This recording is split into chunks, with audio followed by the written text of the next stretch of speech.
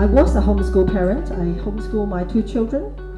And back in 2013, I was invited to Taiwan for joining an Asian homeschool conference by the Taiwanese homeschool godfather, Tim Chang.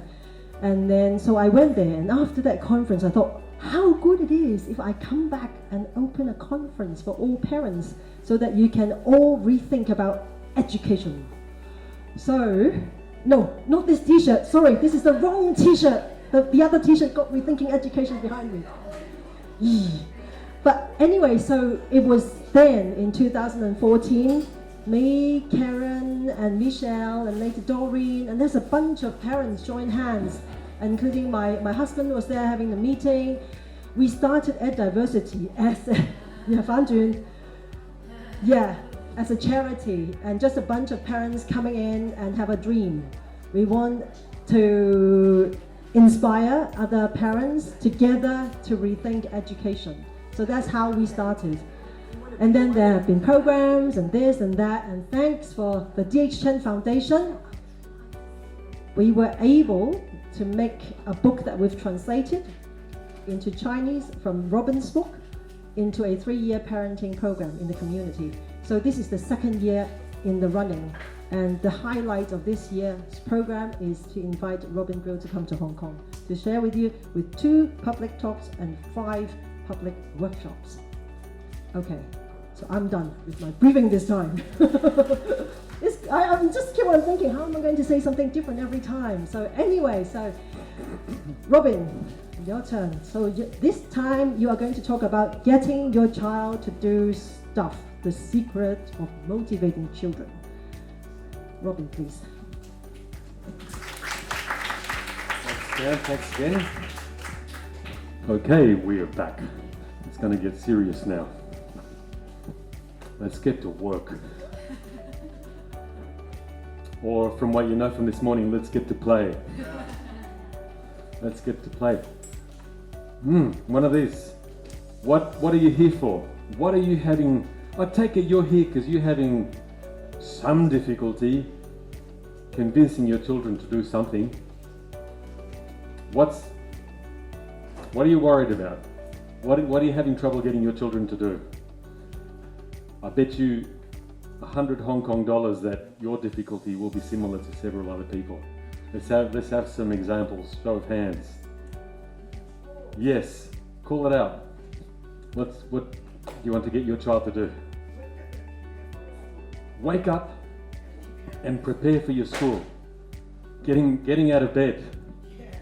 Motivating your children to get out of bed. Yes. Who else? The same? Anyone else feel the same way? It's hard to get the kids out of bed in the morning and prepared for school? Yeah. Thank you for that. Somebody else, I think at the back.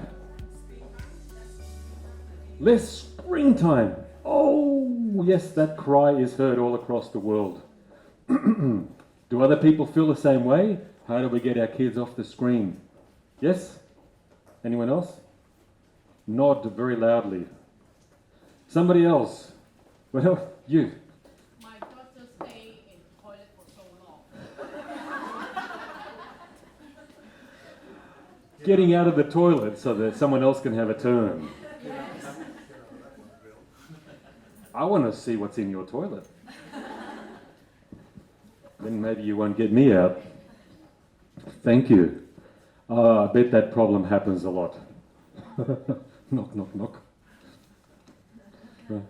Somebody else. A different one. Go to sleep. Go to sleep. Oh, sleep. Sleep. Yes. All over the planet. All over the planet. You are us, we are you. No children go to sleep. They're vampires.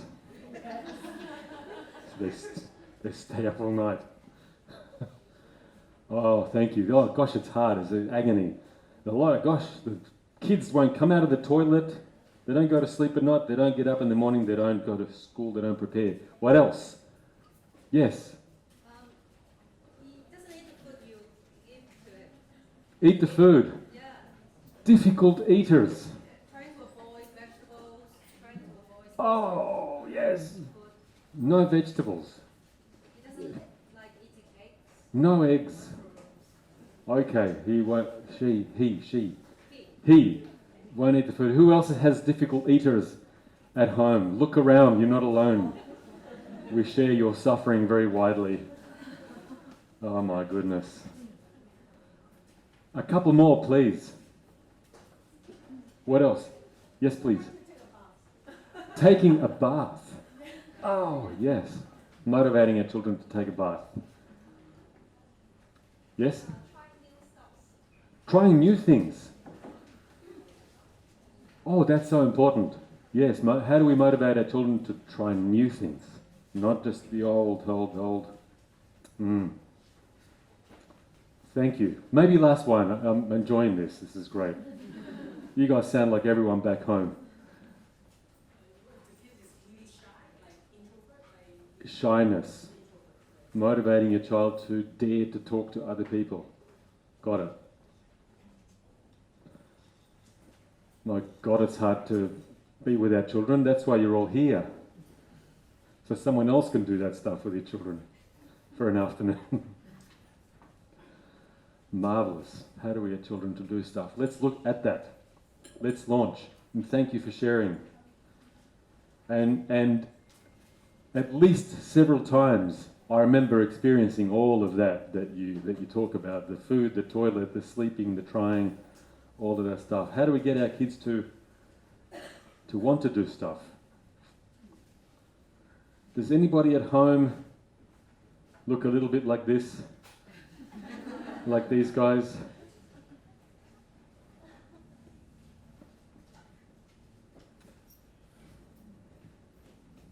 How do we get moving? I want to talk about intrinsic motivation. I want to change the question. Not just, what if instead of saying how do we get our kids to do stuff? How do we have them want to do stuff? What would make our children want to get up in the morning and prepare for school? What would make our children want to try different foods sometimes? And different games and different learnings? And what would make somebody want to get out of the toilet a little bit sooner? Etc. What would make somebody want to go to bed at night and have some quiet time? Imagine that, because if you imagined, I know this might seem unrealistic and idealistic for now, just play with me for a bit. Imagine if your children wanted to do all of these things, what would life be like for you? Can you imagine that? Mum, I would like to try some bok choy. I want to eat a plate of bok choy. And please finish reading that book to me soon, because I want to go to bed early tonight. I would like to go to bed early tonight so I can wake up early in the morning, because I want to get to school early, because there's something I really want to do there, which means having to get out of the toilet fast before the bok choy gets cold. What would your life be like? Easy. You'd be so happy. I would be out of a job. There'd be nobody here. That's my challenge for you. That's my challenge for you. Disemploy me. Put me out of work. That's all right. There's other things I can do. For now. All right. Let's talk about intrinsic motivation. There's two kinds of intrinsic motivation. In other words, wanting to do the important stuff. Wanting to do the important stuff, not because somebody punishes you or frightens you or shames you into it, but saving mum and dad a lot of the headache. And there's two sides to intrinsic motivation that I'll share with you today. One is about doing what you love, instead of doing all of these things that aren't interesting to you at all. We're going to talk about that. And when that's not possible, finding a way to love what you do. We're going to talk about that too. Do you remember I said this morning, how can we do the unpleasant things that we cannot avoid, like sweeping the leaves perhaps, or doing our tax returns at the end of the month, or cleaning the bathroom, or vacuum cleaning the floors, learning our multiplication tables. How can we turn those things around so that we want to do them and no one has to push? Those are the two possibilities I'm going to open up. And we'll talk about 3 areas of endeavour. Intrinsic motivation for learning, studying, going to school or not, learning, study, skilling up, honing our skill. How do we find intrinsic motivation in the endeavour of learning? How do we find that for ourselves? How do we find that for our children? In other words, how do we help them to do what they love and not what they don't love? Or turn it around so that they love what they do in learning. In helping. Who would like a little more help from their children at home? Anyone? A little bit more? Come on. Who would like their children to help clear the table a little bit more often? Yeah? Who would like the children to help you cook a little more often? Really? As if you don't. Who would like to have the children's help in looking after the younger children a little bit more often, being kind to them, not fighting? All of those helpful things for you. Caring, and then caring. What's the secret to the intrinsic motivation to care, to be generous towards one another? There is a secret to that. There's a secret. Once I tell you, it won't be a secret anymore. So those are the 3 areas. I'm just putting up the chapter titles for now. Let's talk about motivation for learning. Because ever since there were schools and instruction of children in our so-called civilized world, it was always believed that what children need is discipline, and without discipline, and discipline comes from outside, another person, not from the child, another person imposes the discipline. And what's the definition of discipline? The carrot or the stick. What you do is if your child doesn't come out of the toilet early enough, or doesn't eat the bok choy, or doesn't do the homework, or get up early, if the child doesn't help to prepare for school, etc., etc., etc., or go to sleep, we punish them. We bring to them pain. And if you punish hard enough, if the punishment is larger than the child will do whatever you want. That's simple, and it's been done for about 12,000 years in every civilization in the world. And the other side of discipline, which is the carrot and the stick, I like how the carrot thinks that the stick is a psycho, and meanwhile the stick thinks the carrot is a wimp. And the other thing that we do is, if you're a good boy or a good girl, and you eat everything on the plate and try something new and go to bed on time and get up early and put your shoes on and prepare for school and get out of the toilet and get off your screen, I will give you a reward. I will pay you for that. And we spoke about that this morning. I will give you some payment. There will be some lollies or something bad for your teeth, or approval, congratulations, a prize, gold star, that kind of thing. Punishment and reward is as old as civilization, and you have that in every single language, just the same.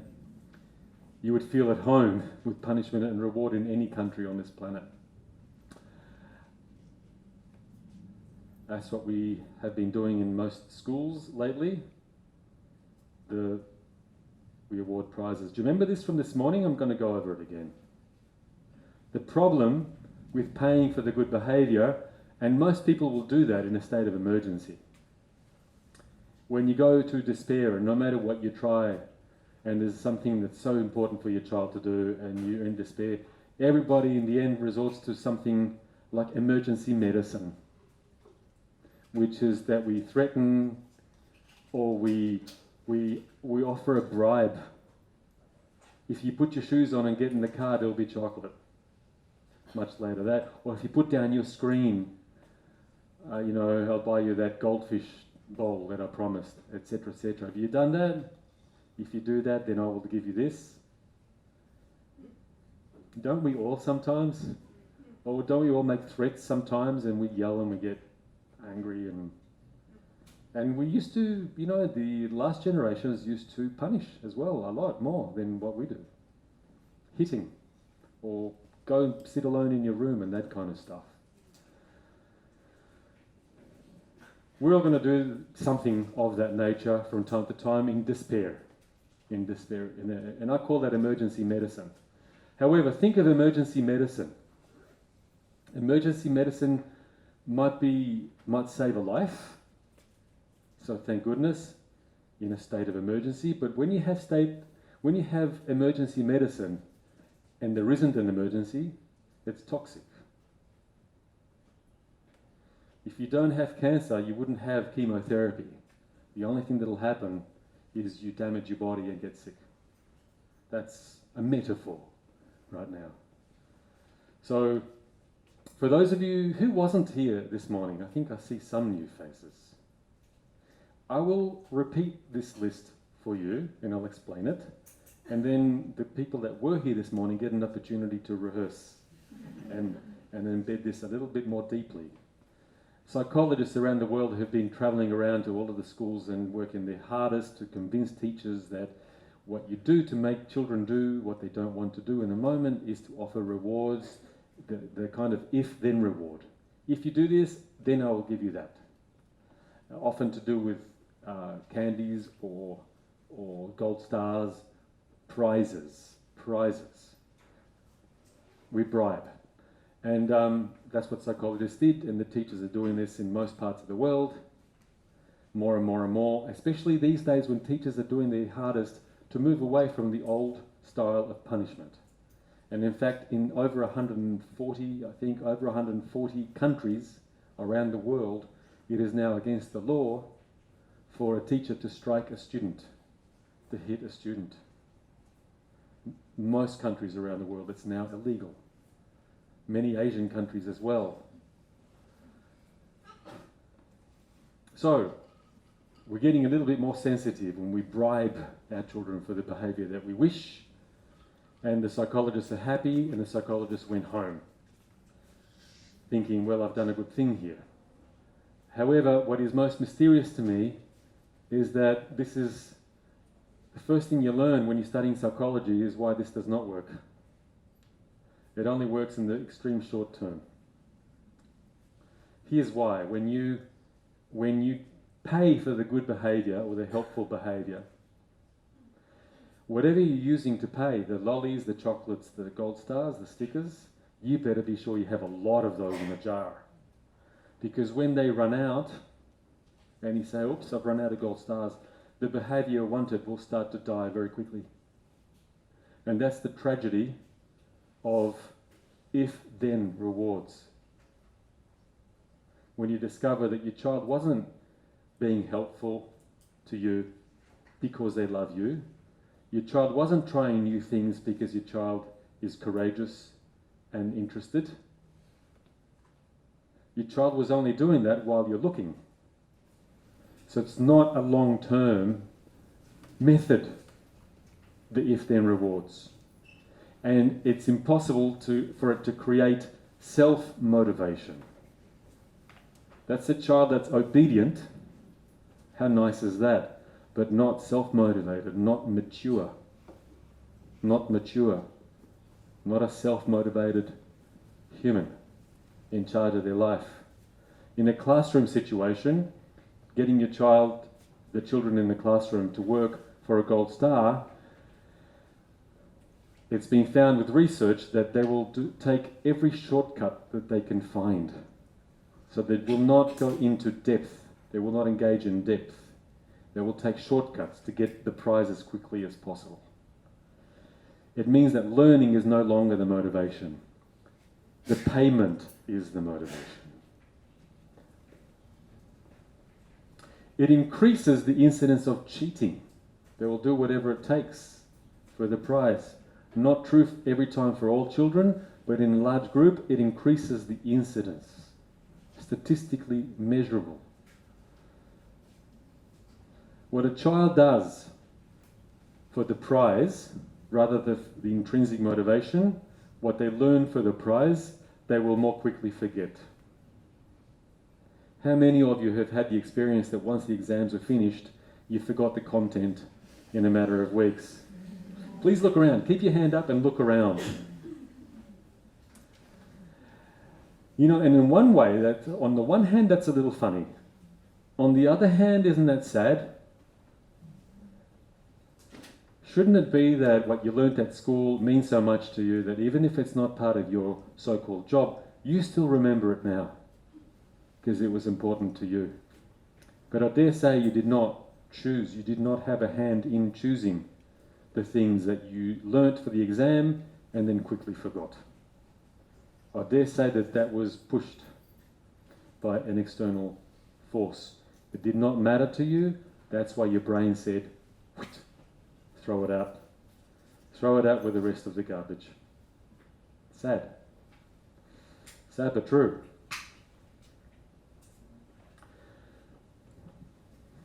I told a story this morning, so I'll say it very, very quickly, of how a school in the United States, this is just to demonstrate the principle, they were worried that the children weren't reading enough, and it didn't occur to them, why aren't the kids interested in reading? They weren't thinking about intrinsic motivation.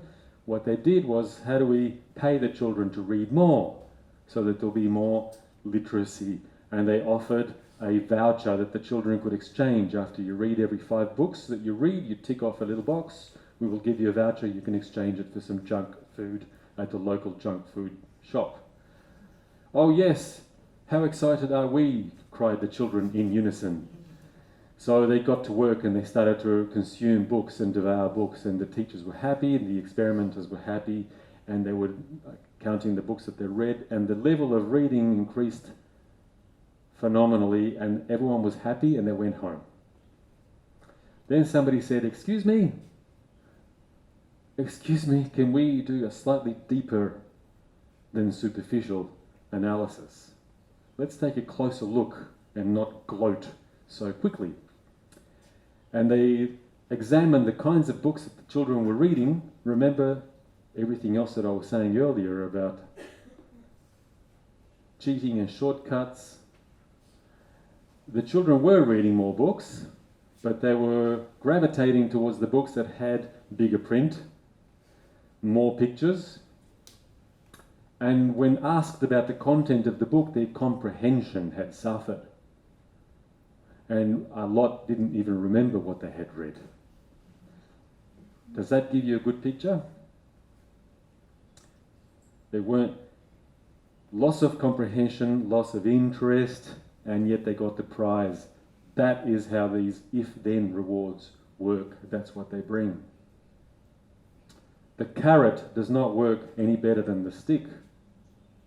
Here's what intrinsic motivation looks like. Intrinsic motivation. Because that's the wrong question to ask, how do we get children to cooperate? And how do we get children to eat and to drop the iPad? The better question to ask is, how do we get them to want to do that? To want to do that, so we're not at war with them at home. There is a new generation of Australian writers that I feel very inspired by. Writers of children's stories who came to the aid of a country in great concern over a tremendous gender gap in reading, that the boys don't read and the girls read. And that was true for a long time, and everybody that understood the problem was very, very worried. By some stroke of luck and a little bit of genius, there was a bunch of, like a new young generation of authors that said, instead of how do we get the boys to read, how do we get them to want to read so that they come running after you? Mum, Dad, get me more books. You don't have to push. Get me more books. Well, I have 2 books. I wanted 3 books. Passion. And they thought, well, what do boys like to read? If the boys are the ones that aren't reading, what do boys like to read about? Little boys. What does an 8-year-old boy like to read about? What kind of themes do they like to read about? What do you such from experience? Cars, steam engines. Yeah. Yep. Spaceships. Definitely spaceships. Dinosaurs. That sounds like danger, actually. So danger and all of that. Danger and noise, football, sport. What are some other stuff that boys like? Yes. Yes. Thank you. They like yucky stuff. They adore accidents. Reading about that. Band-aids. Vomit. Flatulence. Teach me, O sir, of flatulence. Boys love this. I'm sorry, but that's just how it seems to be. For now. Maybe one day this will be different. So guess what they did? And they wrote a ton of these wonderful books. Writers like Andy Griffiths. I'm bad with my memory, but there's more. Roald Dahl. Roald Dahl was onto that earlier. And yes, kids would consume, boys and girls would consume. They want danger, they want scary stuff, they want ridiculous accidents. Yeah, oh yes. And some drawings. Crazy illustrated drawings. And so you watch, and I've seen so many little boys, the kinds of little boys that when I was in school, that wouldn't be seen dead touching a book. Book is girl stuff, right? Back then, in patriarchal Australia. You know, the boys wanted to fight and play rugby and throw things and get dirty, right? Those boys, the tough little boys, reading for hours and laughing and learning that books are associated for them with love. And they just love books, give me more books. That's an example of intrinsic motivation at work. And then it gets easy. Someone said here, easy. It gets easy that you don't have to say, you must read more books. It's like, give me more books. And you see, you don't just keep reading books about vomit and flatulence for the rest of your life and steam engines. One thing leads to the next. Now I want something a little bit deeper. Getting the picture? Can we apply this to, how many things can we apply this principle to in life? Did anyone want to take a photo of this slide? What is it that makes children tick? Oh, well, here's something.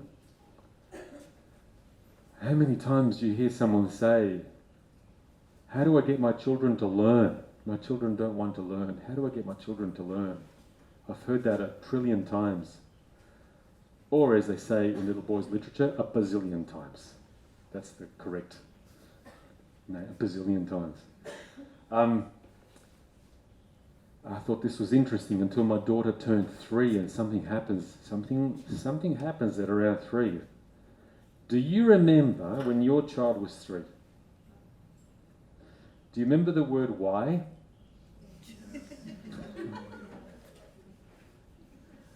The word why. Now, I remember when that began for my daughter, and she came to me one morning and she said, Dad, why is the sky blue? And I thought, oh wow, here's a question. This is profound. I mean, this is a question for sages and monks and nuns and alchemists. This is brilliant. So I dug deep to anything that could rescue me from high school chemistry, or it's not chemistry, the other one, physics. I don't know what. I'm not good at this anymore. And there was something to do, my child. with the refraction of light. The white light in the universe is split by the humidity in the atmosphere. And lo and behold, you have a rainbow of colours, and yet somehow, fast forward to the end, that means the sky is blue. I felt very wise as I delivered my sermon, and then she said, "Oh, why?" Do you remember how this then goes on? And no matter how clever your answer is, comes the next why. This could go on for a long I time. know how it ends. How does it end? Because I told you so. That's right. There's the moment. This is how, as elders, we handle the frustration of not being able to meet the hunger for knowledge. And the same person that says, "Because I bloody told you so, now be quiet," will then go cap in hand to the teacher, "How do I get my child to learn?" Right? And I remember a friend of ours who helped us. She was like a nanny. And she rang up one day, a little bit frustrated with that same kind of voice, and she said, "Is she just doing that to annoy me?" I tried to remain calm, and I said, "No, it's not to annoy you. You are annoyed." But she doesn't do it to annoy you. You're annoyed because you don't know the next answer. That's why you're annoyed. You are being confronted by a scientist with a bottomless, raging hunger to understand the universe. You will never be able to meet that hunger fast enough. Don't come and ask me what it takes to get your child to learn. You just haven't seen the kinds of things that they want to learn. That's what's going on. And then my daughter turned 4. She's my little guru and teacher. And she came to me one day while I was in the garden and she said, "Dad, what? When will I learn everything?" Which made me think this is actually what a human child is, because I actually think all children seem to say that kind of thing. I would like to consume the entire universe. Thank you. Good. Why did we think we have to push? That's intrinsic motivation. You go with what the question is. One that was a little bit sad is, "Dad, why do ice creams melt?" That contained hunger for knowledge plus a little tragedy.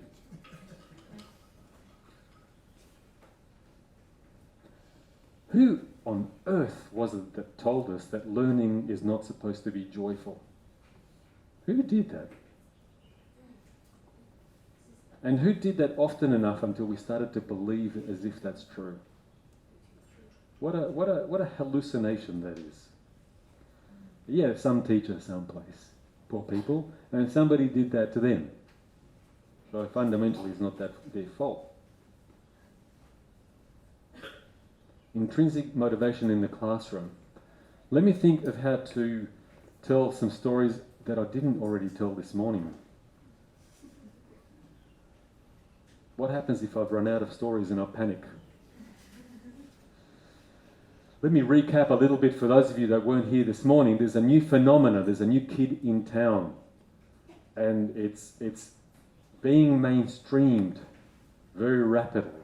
So that in many universities now, if you go and learn how to be a teacher, you will be learning about the emergent curriculum, or at least the negotiated curriculum, under which instead of setting a standard curriculum that you force all children to do, so that half the classroom loves it, the other half doesn't love it, and too bad, and then there's the teacher's role. Fundamentally, the profession of a teacher in the schools that we know today is to force at least 50% of the children to do what they don't love. No wonder teachers are so stressed, highly stressful situation, because they're they're not easy, they're having to push. They're placed in that position. Emergent curriculum is not like that. You don't standardise a classroom. You don't ask every kid to eat the same food and learn the same stuff. You ask the child, or you observe the child, discover what they love, what is natural to them. Because we're like a team.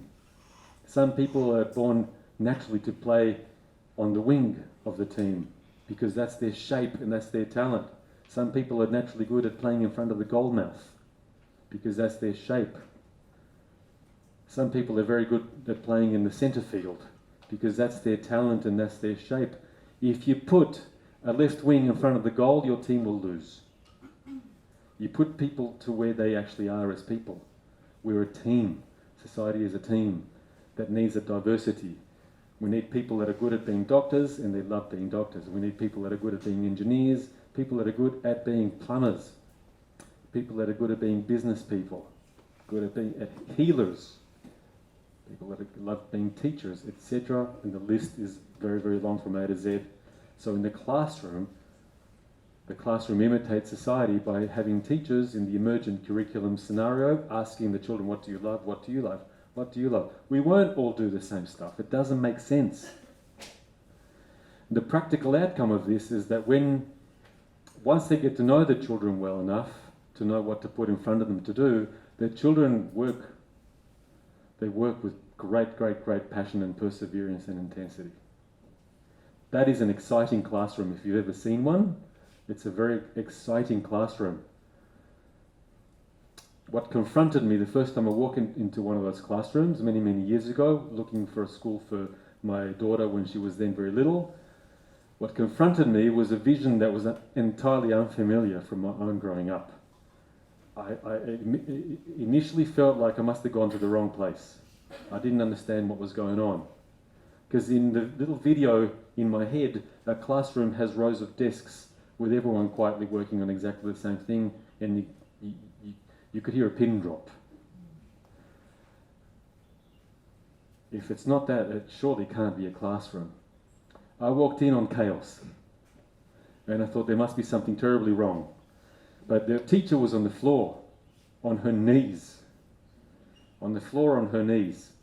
And it was messy and out of control. And I thought, out of control. And there was books open all around her on the carpet. And she was looking left, right, and the children were on top of her, devouring her, like ants devouring a butterfly. Climbing over each other. I have this question. Me next. Wait a minute. The hunger for knowledge. And the children were driving the knowledge. The teacher was just being the mentor. If you want to know that, you can probably look it up in this encyclopedia here. If you want to know that, go outside and take your little camera and take some photos, bring them back. If you want to know that, you need to work with your hands and do this. Huh? You see, the teacher is a consultant in charge of the room, and yet not push, not the push person. And it seemed unfamiliar to me, but I saw a lot of passion in the room. No one there was asking, how do you get the children to learn? And I wonder what else we can apply this to. I wonder how many things we can apply this to. I'll tell you a story that should initially frighten you. And when you are initially frightened, that's when you know you've gone out of your comfort zone and you're starting to discover something very, very unfamiliar. So allow me to scare the hell out of you for a few moments. This is an example of the emergent curriculum, what happens. Yaakov Hecht, a man called Yaakov Hecht, and he couldn't read or write until he was 14 because he had some drastic dyslexia. And as he told me, and this is something that I understand very well, it's especially painful and tragic in the Jewish world, very similar to East Asian schooling system in the Jewish world. My son, what would you like to be when you grow up? You have choices. Would you like to be a doctor or a lawyer? Oh, a professor. Well, that'll do. It's like that. The people of the book, this cultural kind of cultural streams. Not unique, as you know. So, it was desperately shameful for him to be very bad academically, and his mother was moaning and groaning about him, and his parents were completely disappointed in him, and his childhood was traumatic. He felt infinitely stupid and like he was a waste upon the world, which made him very angry. Do you remember? Shame leads to rage. I said that this morning. For some people it does. He was very angry. And he was angry growing up, and he thought, well, I've got nothing to lose. I don't matter in my society. I'm bad at school. I'm so very bad at school. I've got nothing to lose. It's interesting what can happen to some people when there's nothing to lose. You really dare to just say, damn it, I'm going to just do this. Sounds crazy? I don't care. I've got nothing to lose. He got together with a friend, and they decided in their early 20s, crazy, the kind of energy that only a young 21, 22-year-old can have. Do your wild, crazy stuff. And they said, you know what? Bugger it, let's start a school of our own. We'll start our own school, our dream school, the kind of school that we would have loved to go to when we were kids. Never been done. We're inventing this new school. What's this school about? Well, kids that come, they can learn what they want, they can learn when they want, and they can learn how they want. They will tell us, and we will give. Nothing's compulsory. Hey, you didn't want to come to class today? Then you don't have to. I don't want you here if you don't want to be here. Go do something else. That's that story. They thought they were the only people in the world. They got away with it. They went and did it. I don't know how it got started. And a few people came. Very few. Probably kids that were just broken and desperate from other schools that they couldn't cope. And they started from that with next to nothing. The school grew. It started to become actually successful and popular. And soon other people heard about this and wanted to do the same. And being the kind of guy who's angry and feels like he's got nothing left, nothing to lose, and seeing the happiness of these children, and thinking, I could have had that, I could have been that. How many other children want intrinsic motivation? So he started harassing people in government. And if you know Yaakov, he's not an aggressive man, but he's relentless. He wouldn't leave him alone. And he started getting support, he started convincing people, because he's like that young man on the skateboard this morning, relentless and persistent. Soon this grew up. Fast forward, and they opened up a college, a teachers' college in the city of Tel Aviv, where they trained teachers in democratic education. They thought they'd invented this. One fine day, Yaakov looks up to see what's happening around the rest of the world, and he hears that other people were doing pretty much the same thing. Summerhill, the school of Summerhill in England, absolute mavericks. The government tried to shut them down so many times. They've just had, I think, their 80th birthday. Nothing is compulsory. If you don't want to go to class, don't come. Why has it been so successful? And then they realised there's other schools, there's Sudbury system in America. And the democratic schools that they grew were similar to the free schools in Japan, and on and on and on. So they were ecstatic. And also a little bit bummed because I thought I was unique. Oh well. There's a universal longing to understand that we can do much more when it's what we love, when it comes from the heart, rather than what you make kids do. So he started the International Democratic Education Conference. And teachers of all stripes come to that once a year. It's been going on for, I think, 12, 15 years or something. It's created a global community, and it's growing very fast.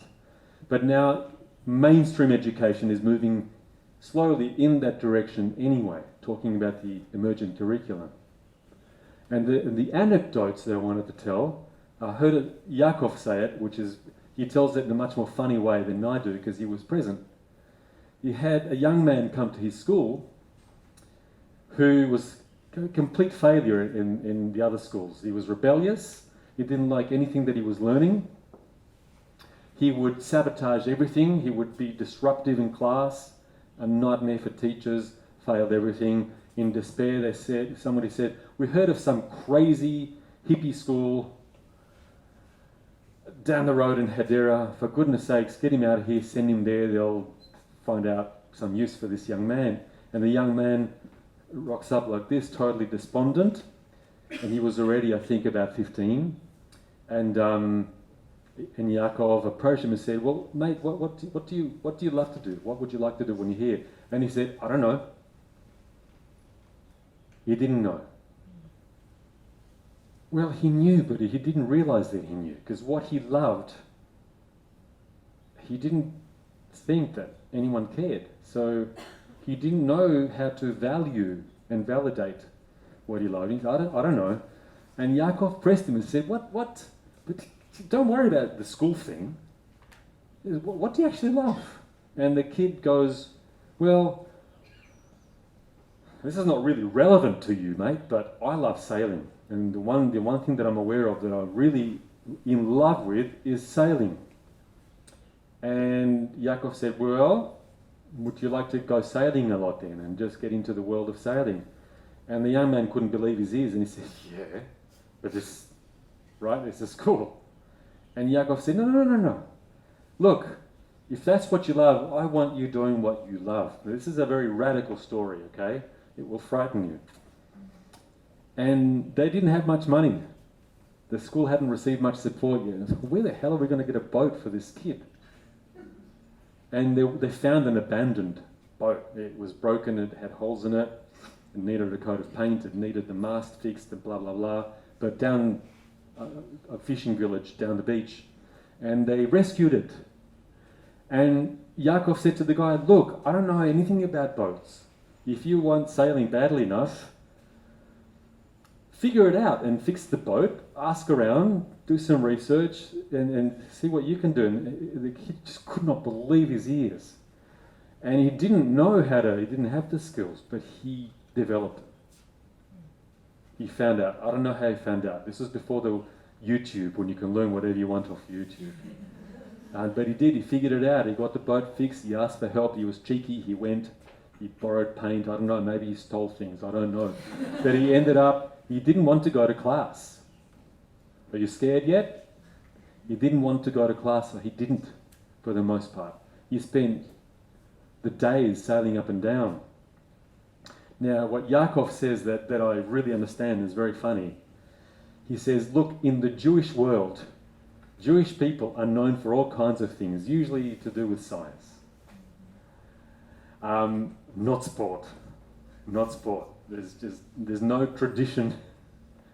Historically, Jewish people have not tended to excel in sport. Go to any Olympics, see who gets the gold medals. Not Jewish people. Israel, at the time that he told me the story, had 3 gold medals that they had won in Olympic sports. 2 of them came from young people of his school, 2 of the 3.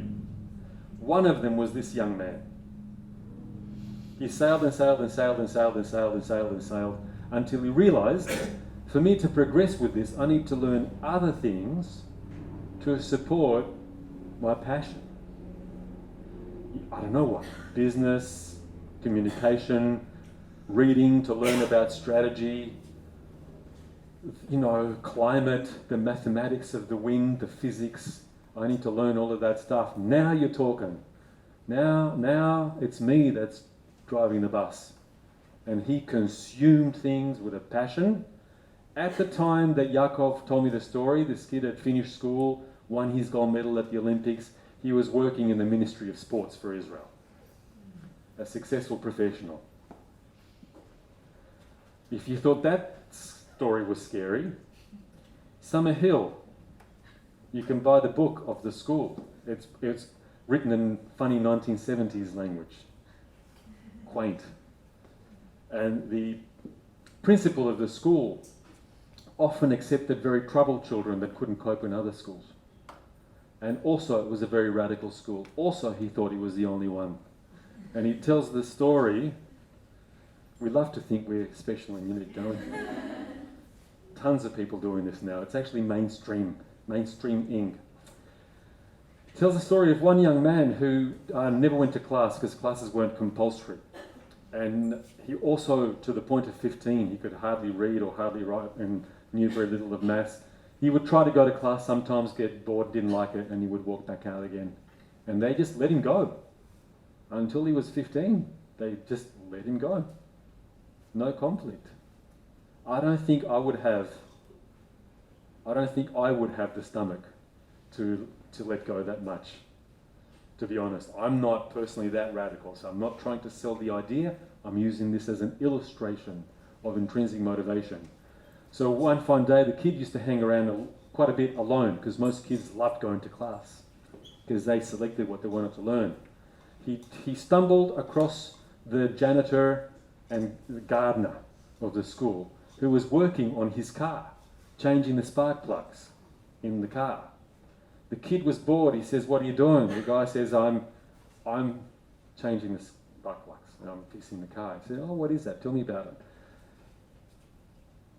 There's one of these open, what's that expression? Sliding door moment that determined the rest of his life. He fell, as he started to ask this man about the car, and the man was friendly, and whenever he asked, he said, "Look, I'll show you." And "What's that?" "Oh, that's a spark plug." "What does it do?" "It makes an explosion." "Oh, what's the point of the explosion?" Why are you cleaning it? What's that black dirt on it? How do you fit it in? How do you use that tool? They became inseparable, and the man just showed him. The boy didn't know that he was learning his profession. The janitor or gardener didn't know that he was teaching him his profession. They were just enjoying, very busy enjoying. The man taught him so many things. One morning, the principal is working in his potato garden. And this 15-year-old boy comes running up to him excitedly and he says, I've got it. I know what I want to do. I want to be a mechanic. I love cars over and above anything else. I want to be with cars for the rest of my life." And the principal said, "Well, terrific, hallelujah, well and good. And then what do you need to do?" And the boy says, "Oh no, teach me cars. I want to learn cars." And the guy said, "Well, look, you're going to need to go to mechanic school. For that, you're going to need to read and write better, a lot better. You're going to need some mathematics, a few other skills, the things that you haven't learned so far. You're going to start to need that now if you want it." And he did. He applied himself. He learned. He went to class and just smashed it because he knew where he wanted to go. He owned. See, now he owns his destiny. Intrinsic motivation. Intrinsic motivation. He's pushing himself much harder than what anyone else, you and I, could push him. At the time of writing of the book, the boy had grown up, finished school, completed his apprenticeship. He had his own mechanic shop in a nearby town as a mechanic, covered in grease. On and on and on, there are these. It's interesting what you get from looking at the stories, the outlier stories, the extreme stories. I find them very reassuring. I don't think we have to wait till most people don't have to wait till they're 15 to discover what they're in love with.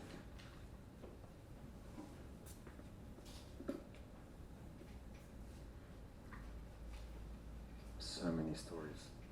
Do you want another story? Do you want a sports story? I'm never going to get my work done with you guys. A sports story. I have to speak in code now because this is my client, was my client. So I have to protect the confidentiality. This woman that I was seeing for sessions for quite some time was a champion from our country. And she was competing in the Commonwealth Games. And this was about her second or third Commonwealth Games. And her coach was pushing and driving. Come on, stress. You can do more. Focus on the outcome. The usual drill. She, in the middle of the, not in the middle, towards the end of the Commonwealth Games event, and she was approaching the final, she had a dispute with her coach. She had a breakdown. She got really angry with the coach. She just was tired of being hammered and hammered and hammered and pushed and pushed and pushed. Couldn't take it anymore. She yelled at the coach. She fired her coach. And suddenly, she was confronted with the reality of going into this final of her sport without a coach to back her up, all alone. But she'd become so upset that she didn't care anymore. She got to the point that literally she did not care, win or lose or what. She didn't even care if she didn't finish the event. She was just thinking, I have had it with all this crap. However, I love doing my sport. I love it more than anything else. I love doing it. And I love the feeling of just going to my 120%. Just going with fury when I'm doing something. I love that feeling. It feels like so alive. So she forgot about the competition. She forgot about winning. And she stood there and she when the gun went off, she jumped. Resolved to just, this is my last dance. I'm going to dance with all my heart and that's all. And she got a personal best, a PB. She had never gone that fast at her sport, and she won a silver medal. On and on and on. When you come from your passion, there's more power.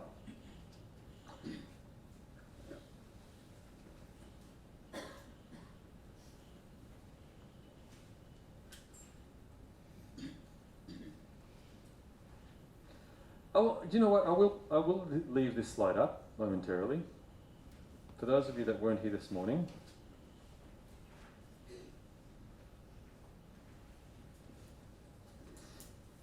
because for those of you that weren't here, primarily how we have been trying to motivate children for thousands of years is to shame them into doing things. Bad boy, bad girl, naughty boy, naughty girl. If you don't do that, we'll give you a bad report, we'll give you bad marks. If you don't, then I will. The threat and the shaming, it's enormous. And so many of us carry so much shame from the time of our childhood, from the time of our schooling. And shame is very, very corrosive. Very corrosive. It so limits our performance, our self-expression and our relationships. It so desperately limits our happiness.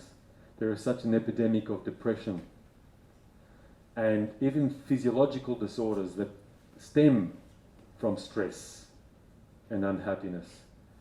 And now that this shame has gained the attention of neuropsychologists and psychiatrists and researchers, they've done a lot of research, and this is the pattern that is emerging, that shame, even though we've been trying to shame our children into doing stuff in almost every culture around the world, this is what it actually leads to.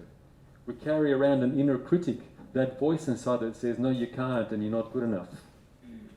You don't deserve. Don't bother. Severely limiting. It interrupts empathy, because in shame we become so super focused in ourselves that we can't see the other person.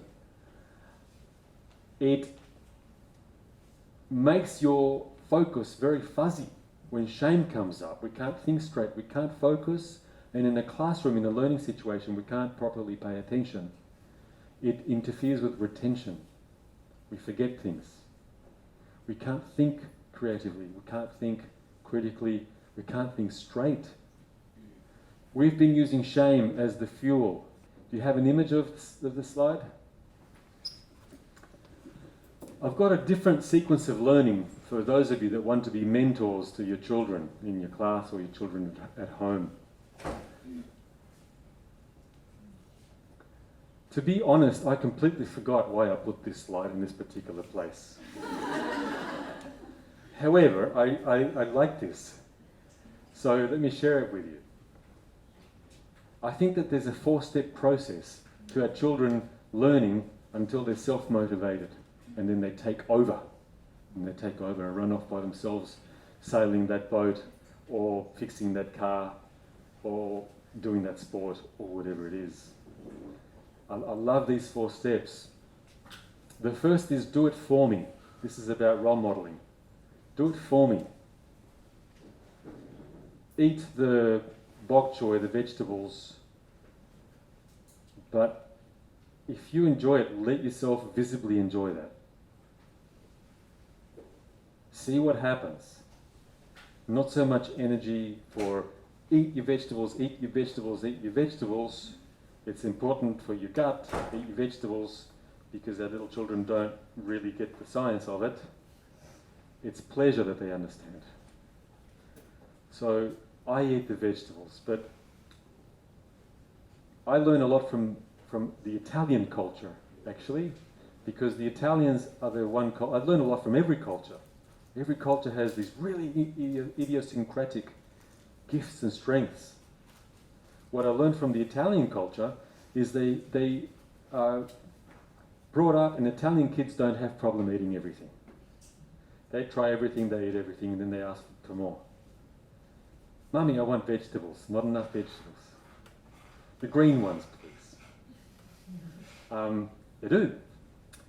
Also true, I think, in the Middle East and the Greeks that are around the Mediterranean, it's because their culture gives permission to show pleasure. I love how Italians, they take a bite of something and then they go, mmm. I love that. I love to see that. The moment I see an Italian go, mmm, and it's like their soul is soaring upon the wings of deliciousness. I want whatever you're having, mate. Because pleasure is contagious. It's contagious. We have these empathy circuits that, and we spend so much energy in trying to convince the child. Come back to myself. Mate, if you don't want to eat the bok choy, well, I'll sure have it. Put a bit of butter on it. You don't have to act like an Italian. Don't do that. Act like you. How do you just, it's not a doing something, but take the inhibiting mask off, remove it, and just let the pleasure come out that wants to come out. Eat from pleasure. I'll tell you a little secret before I go on with that. Young children don't really care much about the future, not much. It doesn't exist. It's not real. It's a concept in my mummy's head. It's, I know the future, when I grow up I want to be a... It's not real for them. It's very abstract. It doesn't get into the engine room of behaviour. The present moment, you already knew that. Here's why I know that you already knew that. Because I bet you've already tried to say to your child, eat this because it will be healthy. You'll thank me when you're 40. Eat this because it'll prevent you from getting tooth decay when you're 73. And how many times did your child say, yes, of course, I'm with you all the way. Because Mum, I think all the time about what my life will be like when I'm 73. And I want to not give my money to the dentist. You've tried that. Every advertiser in the country, they know you never sell food to children by saying, this will be healthy for you. They couldn't give a damn. But if when you eat, you go, pleasure. Is pleasure okay? Because we've turned it into a sin. It's called pleasure anxiety. I'm not saying you have. I'm saying a lot of our modern societies have done that. So that's a hint. They eat from pleasure. If the child doesn't want to eat the greens, what can we do to the greens that's different? What can we do to the greens that's different? Sometimes my daughter, here's another hint on intrinsic motivation. Hint. I'll come to this more later. Not just pleasure, but fun. Fun. I remember my daughter being 3 years old and I'm feeding her with a spoon. And sometimes she didn't want to eat because she was so distracted about other stuff. You know that moment when you've been there for half an hour with a spoon and it's starting to get like, oh, you know, I've got other things I want to do. And I knew I didn't want to say, eat your food. Because I hate it when someone does that to me. To me, food is holy, it's sacred. I don't want to treat food that way. But we made it into a game. And I would take a little bit of a spoon and go, oh, here's a big fish looking for, there's a mean shark coming after the fish. The fish needs to hide in a cave. Where's the cave? And she goes, And she, oh, she's gone into the cave. Oh no, the cave was an even bigger shark who's eating the little fish. And she goes, yeah. And then I thought after the third or fourth time, I'm in trouble now because I'm going to have to come up with another game. But she wanted to repeat that game over and over again. Then I was in a different kind of trouble because I got bored with the game. Do the shark and cave thing, Daddy. Oh, God. But she ate. I wouldn't have given her the food if she was full or she didn't like it. Or okay, that's what I call the game theory of motivation. It's still intrinsic motivation. How can you make the vegetables more fun? Or you show the pleasure in the vegetables. I'm dropping all these hints. You think about it. So the 4 steps for being a mentor to our child so that they learn and they take over with a new skill. Do it for them. Then stay there and do it with them when they start doing it. Doing with them. And then sit back but don't leave. Watch them do it. Supervision. In case somebody falls, you're there to catch. And then let go when they're off on their own. 4 steps. I've got no idea why I brought this up. I just like it. But I know that often some of those steps are skipped. They are skipped. Where I first decided to come up with this, that parents, I noticed a lot of parents were worried about the children being bossed around by other children or bullied by other children. And then they come to the little child and say, I want you to stand up for yourself. You should stand up for yourself and say, stop, go away. Which is skipping the first couple of steps. Almost always children get really like, are you kidding me? That's too much of an expectation. And then what they feel is what? I'm ashamed because I can't do what mummy suggested or daddy suggested. So the way that they learn is first the role modeling. You do it for them. You come to the teacher with your child and you say, look, I want us, please speak to that child and say, stop. Well, let's sit together and we'll say stop to this other person. Don't do this anymore to my little girl, my little boy. It's hurting. You are their voice the first time. And then we do it together. We do it together. One way, if say we're teaching self-assertion to a child, role model it a lot first. Step 2 is let's play this together at home. We'll do a role play. Let's pretend that I was the mean boy in the playground and I came and pushed you. Mean boy, push, push. And I want you to practice saying, go away. And stomp your foot. Oh, I'm a bit shy. Okay, do it small. Do it really small. Go away. That was interesting. Let's try that again. We'll make it a little bit bigger each time. So now we're doing it with the child. We're doing it together. And this is fun. We're bringing game into it. It can be really, really fun. Soon you have this shy child going. One of you was talking about a shy child that won't speak. Start with a little bit. Speak for them, then speak with them. Make games of speaking. And it gets bigger and bigger as they get more confident. Go away! That's exciting. And then, let go. Let go. And watch them. Watch them do it. And then let go completely. They take over.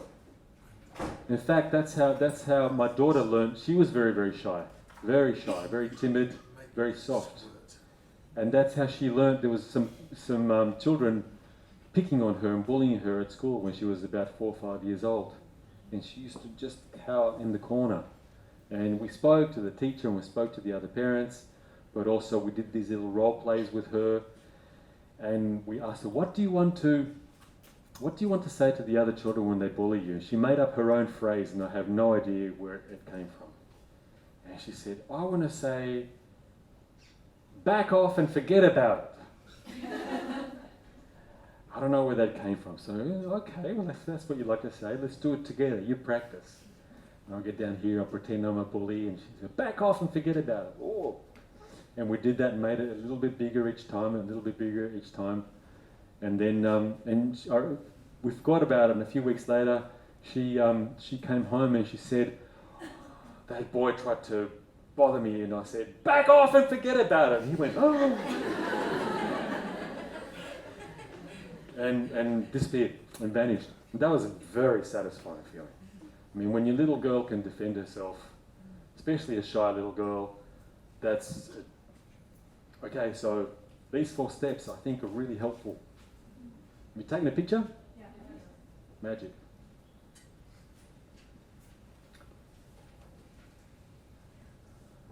Motivation for helping. Because maybe it's not too hard to understand why a child would learn from the pleasure of learning, or eat from the pleasure of eating. What's the intrinsic motivator for helping? I want to help Mum clear the dishes from the table and put the dishes in the dishwasher. Pardon? Honor? Honor? I don't think so. I don't know that children, honor is a very adult concept.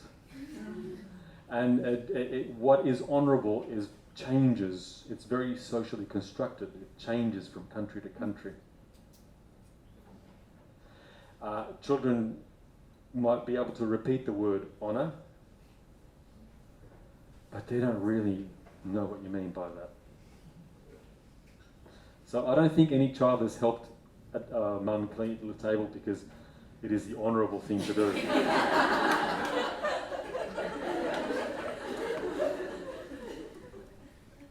Yes?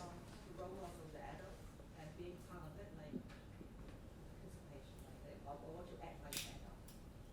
I'm grown up. They often do want to consider themselves grown up and to copy and mimic. That's true. But in a way, that's to get approval.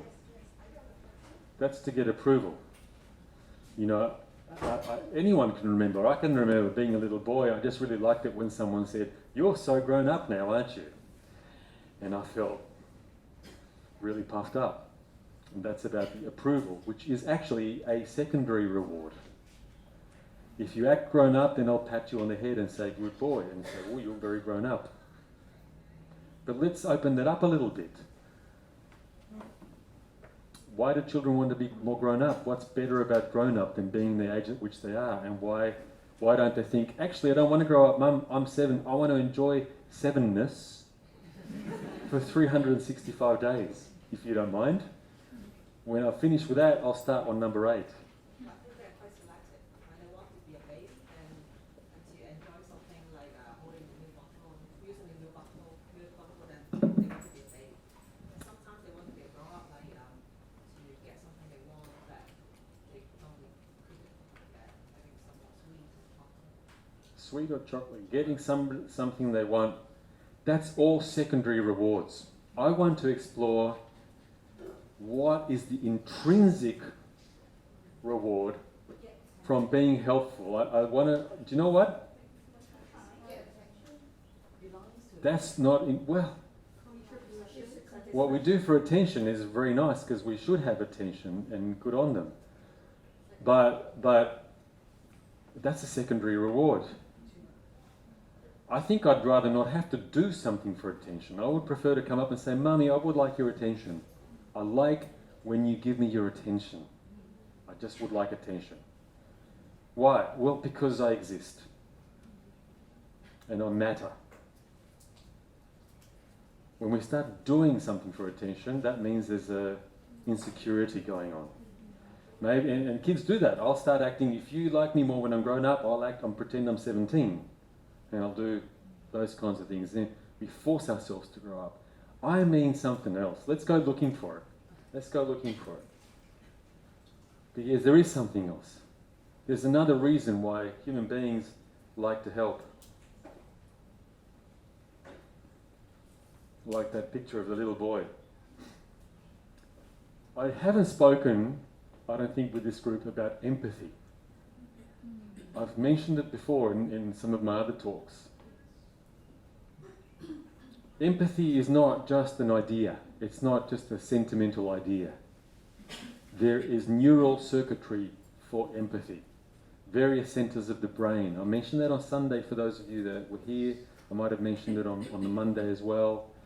The human body has a lot of, particularly the head brain, the heart brain, centres of empathy, the purpose of which is that when I see you feeling something, I will feel a little bit of what you feel. So that when you're sad, if I see you crying, I would feel a little bit sad if you're somebody that I care about. When I see you crying, when I hear you crying, I feel a little bit sad with you. When you laugh, I start laughing with you. Laughter spreads like a virus. Have you ever noticed that if somebody yawns in front of you, your body yawns, and then you realise that's strange because I wasn't even tired, and yet I got infected by your yawn.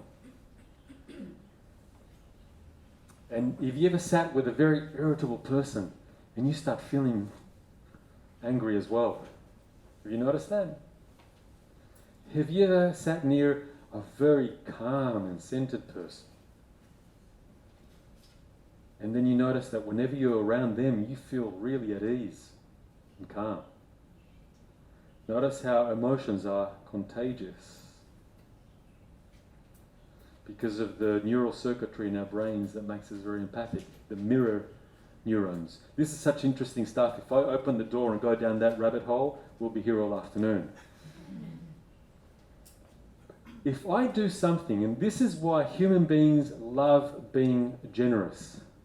Not all the time, but we love being generous and looking after other people. We even like looking after non-humans, animals. Sometimes. Why do we love that? Why do we love to give? And when you have a talent or a gift, why do you love to share it? We are relentless, profound sharers. We're not as selfish as we thought. One of the things that was learnt about humanity is that as soon as somebody invented YouTube and gave us a way to share our knowledge and our skills free of charge, asking for nothing in return, to strangers that we will never even meet. Do you know about that? Have you ever gone to YouTube and you want to learn how to do cross-stitching, and there's about 20 people that have made a free movie for you to teach you how to do that? And a trillion other things, how to change a spark plug, how to repair a soccer ball. It's eternal, and they ask for nothing, but they love to give. People love to give. Children love to give. Children love to help. Not all the time, none of us all the time, but why is it? Here's why. Some psychologists have begun to give it a name. They call it the kindness high. The high that you get from performing an act of kindness.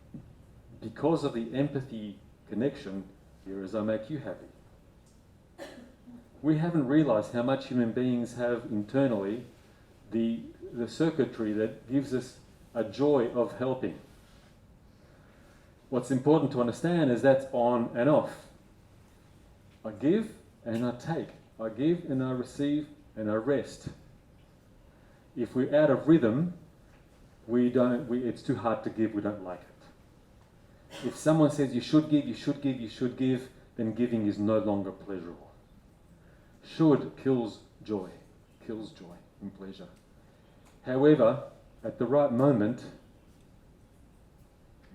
even a 3-year-old finds incredible joy in helping. You just can't expect that to happen the whole time. That's why children love to help sometimes. Have you ever noticed your little child surprise you with an act of incredible kindness? Does that happen to you? And you think, oh, what a lovely little being. Now he's going to be like that all the time. Now he disappears on Thursday, but it comes back on Saturday. And those acts of kindness that almost made you cry for their beauty, incredible act of sensitivity, touching a little baby and protecting a little animal, bringing food to grandpa, those things, and they did that without you even asking. Have you noticed that? So you know that's in your child. How can we ask, how can we call for that now that we know that that's possible and we don't need to pay money for it? How can we call for that? How can we how can we bring them to helping? Let's have a look. First of all, I would suggest for helping at home, your children, when you want to help, don't call it a chore. I would suggest don't call it a chore. Here's a little hint. Don't say, we all have to do chores. I have to do the laundry, you've got to do something. Why make it sound so unhappy that no person in their right mind would take pleasure from doing it? You've just ruined it. Do you remember you role model first? Try to declare war against the drudgery in your own life. Find a pleasurable way to do your own stuff. I'll show you how later on. So you invite. One way to make a task more pleasurable is make the process as important as the outcome. Not just let's clean and vacuum this room and the happiness comes when it's finished. How can you make vacuuming itself enjoyable? I'm actually going to give you some hints very, very soon, maybe after our break. A way to make vacuuming enjoyable. I will give you some hints. But just remember that for now. The process, at least as important as the outcome. Like that sportswoman who got the silver medal because she didn't care about the silver medal. She cared about living to her fullest in her race.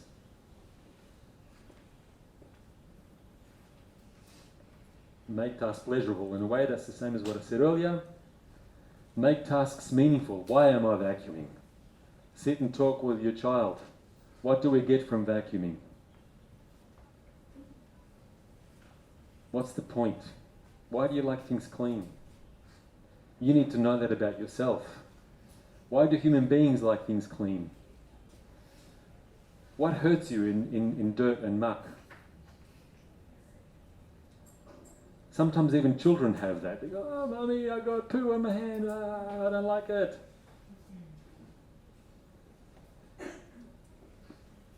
Make it meaningful. Here's my favourite. Task ownership. And here's where the magic word that will save all of humanity is the word choice. Choice. What you choose, you feel like you own. It's not property kind of ownership, it's task ownership. Task ownership. I met a mum who had 6 children. 6 children. They had to buy a minibus instead of a car. And the thing that really intrigued me is, why is she so calm? Every time I see her, why is she so calm and unflustered? She has 6 children. I have 1 children. And I'm more stressed out than she is. What is she putting on her breakfast cereal in the morning to be so calm? And they're not a family with a lot of money that they can pay for a lot of help. In fact, they did not have home help. But I asked her about this. I actually said, you look incredibly, every time I see you, you look really grounded and centered and unanxious, like most of us. And you have 6 times more children than a lot of us. How'd you do this? And she said, well, look, actually, for our home to operate, we all have to, even the youngest child, we need that everybody helps. We need that everybody helps, not for honour, just for getting through, for survival. And the way that we do it is that every couple of weeks, we have a list of things that the house needs. Who was it this morning that said, how do you do the things you need? Here's one of the methods. You know, there's someone needs to clean the bathroom, someone needs to help to cook, someone needs to wash, and etc., etc. So we would choose each time. Who wants to do that this week? Who wants to do that this week? The other one. And so everybody knows the vacuuming is Stuart. Putting the shopping away in the fridge is Jenny.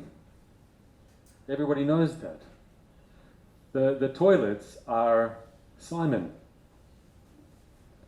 this fortnight. And we have this natural pride about, I want you to see that I love and I take care of my task ownership, which doesn't happen when there is zero choice.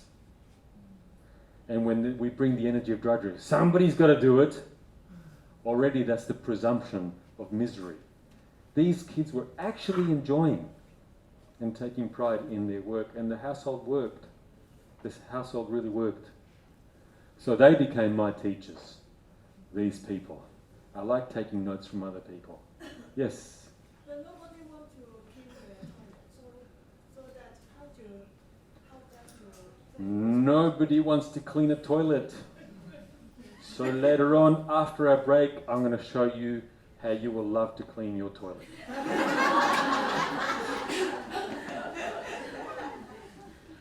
You laugh now. You won't laugh later. Why is it over demonstration? Did you bring some visual aids for that? I'm going to leave you to your own imagination. I really mean it. I reckon I can get you guys to look forward to the next time you clean your toilet. That's my challenge. Okay? I'm throwing down the gauntlet on my own foot.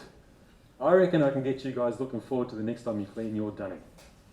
What is a dunny? A dunny is an Australian toilet. Notice how much happier a toilet sounds when you call it a dunny.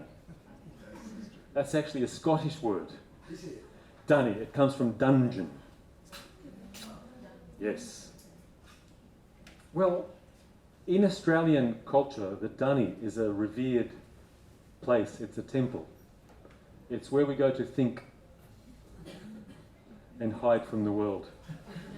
Oh, now we know why your daughter won't come out. It's peaceful in there. No one comes in. Your daughter has a way that stops everyone else coming in. Right? No, in fact, she opened the door. But she's just... I would usually wait a few minutes. Yes. Think of the wonderful solitude that your natural functions earn you by creating a space around yourself that no one would dare to enter. I'm just wondering about that. Toilets are very sadly underrated. We should have more respect for them.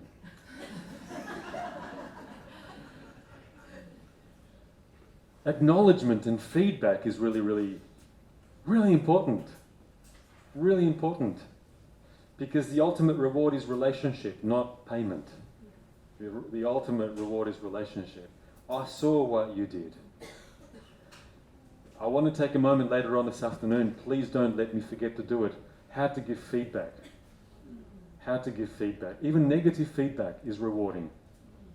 Here is a way that you could do that better. That can be rewarding. Negative feedback. It's wonderful stuff. Usually what people have been taught to do is, good boy, good girl, aren't you a wonderful toilet cleaner? Yes, yes, yes, you're the best, you're wonderful, blah, blah, blah, blah, blah. It's like putting on honey. Do you notice how patronizing that feels? Do you feel patronized when someone... You've been such a good audience. You're such good listeners. You're very well behaved. Isn't that patronizing? We'll talk about, after the break, we're going to talk about feedback and the importance of feedback. And I've written role modelling twice because I think it's the most important. I think it's the most important. Huckleberry Finn got somebody to beg him to let him paint the fence instead of him by looking like he was really, really enjoying it. If you remember that story.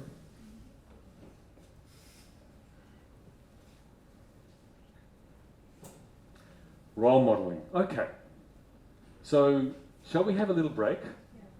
Why don't you come back at 4 o'clock? I asked you. I'm not asking, I'm demanding. Come back at 4 o'clock, please.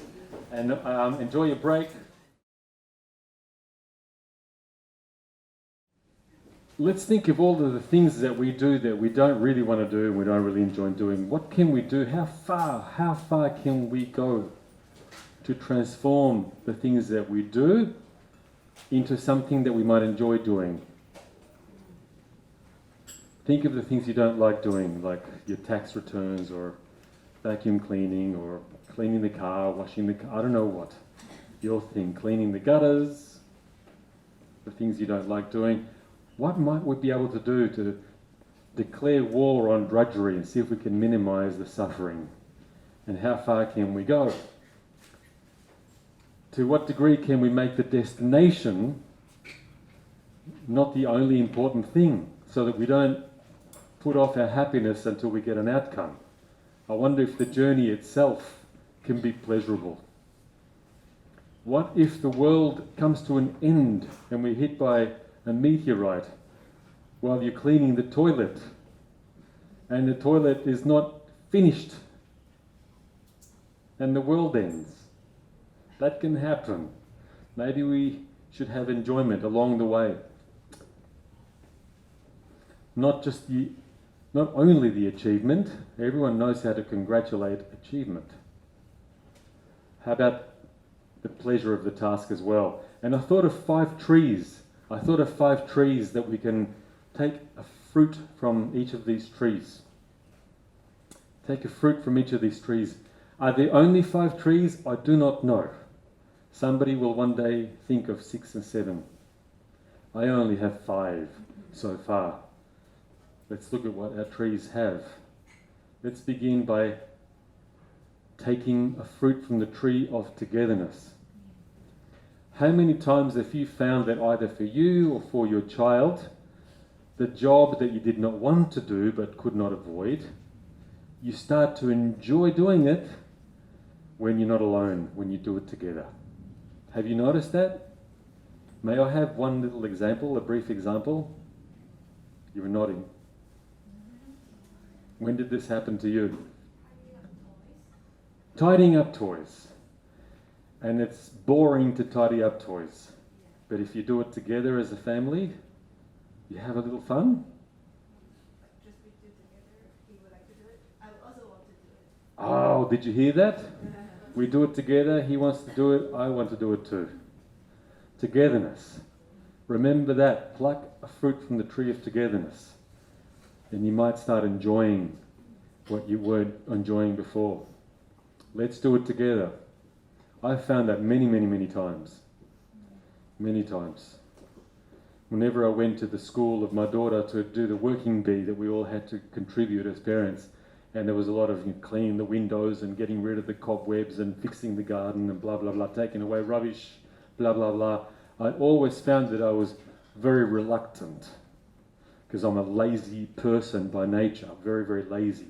That's why I do this, because I'm lazy and I don't like work. I do not like effort most of the time. That is my handicap. But I found that if I had a buddy, I was really happy and I'd get a lot of work done. I seem to need conversation.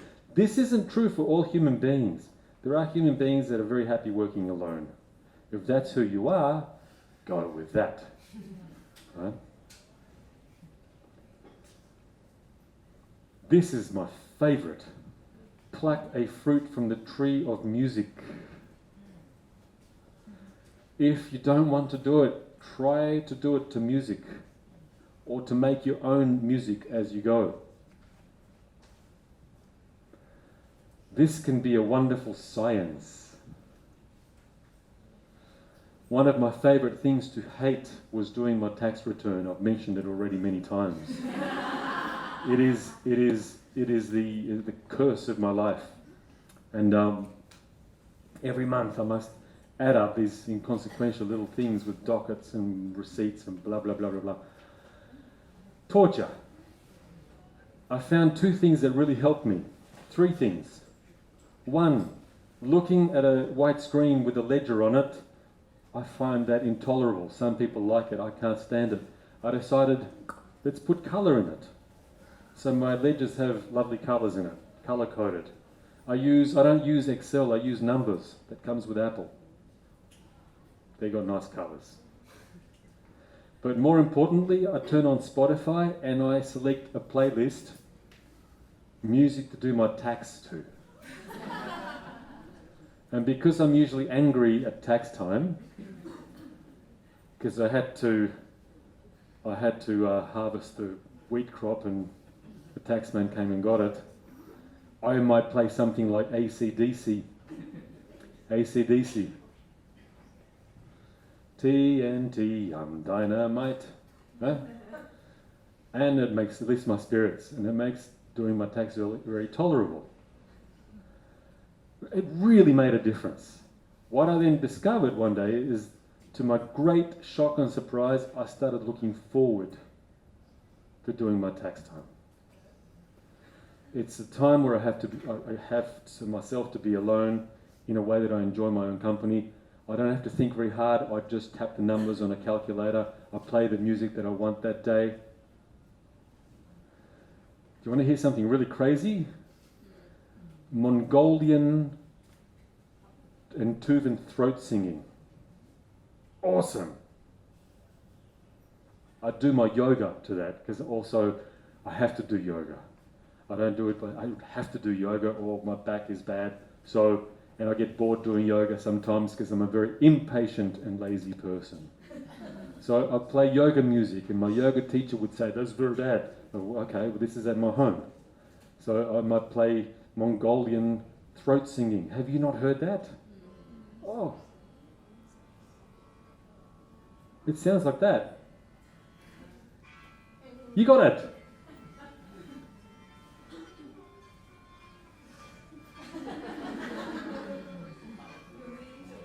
It's fantastic.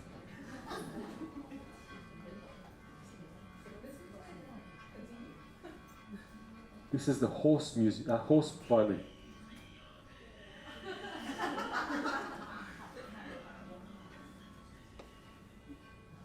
Salute to the sun. Thank you. You must believe in magic. You say something and it materializes. It really helps me. African people, the ones that live in Africa and a lot of the African cultures, how they do the difficult, boring work like digging a trench. They do it together and to music, but they make their own. And they all dig in rhythm, and there's a song, and they have a song for everything that they do, a digging song. My friend caught a bus when he was travelling through Zambia. The bus broke down in the middle of a desert. He was the only European there. He felt incredibly alone and worried because no one could explain to him what was going to happen. And as he sat there trembling and wondering if he survived and if the water would run out, suddenly, to his shock, the entire bus breaks into song, a 4-part harmony. And they had this song for being stuck in the bus in the Zambian desert. And they're singing joyfully for an hour up until they got rescued. And he was in tears from the beauty. We can make a song for every occasion, or inherit a song for every occasion. that you listen to on your iPhone or whatever, or that you sing and play yourself. Write for me a song of toilet cleaning. Whoosh, whoosh, went the little brush. I'll leave that up to you. This is why God invented earphones, so that you can take those with you. My wife discovered that when she wants to do the vacuuming, she puts on the Bluetooth earphones and plays vacuuming music. And I watch her. And she's vacuuming, but she's dancing when she vacuums. And there's a happiness. Now, the satisfaction of finishing the job is a bonus that comes later. Why can't we do things together when we want to? Why can't we do things to music or with a song to eliminate the suffering of drudgery? Why can't we do that?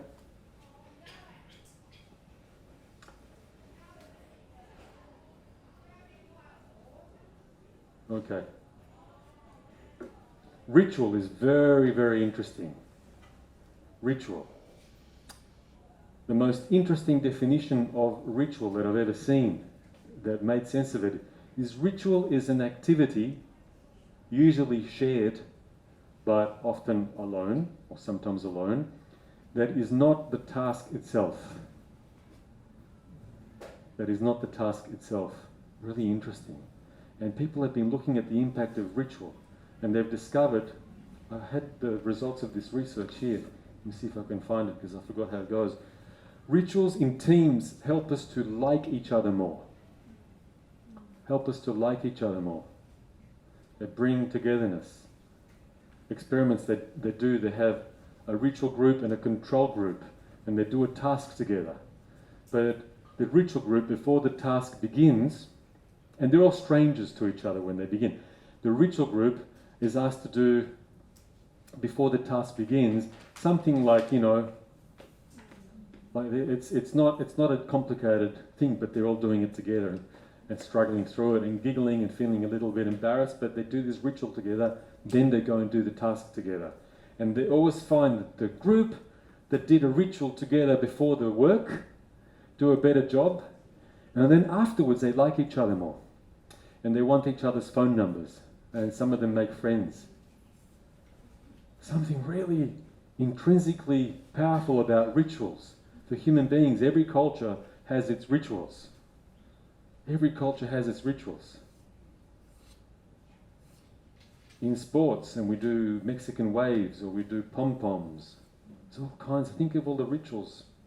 Tea ceremonies. I know the Waldorf school is wonderful with rituals.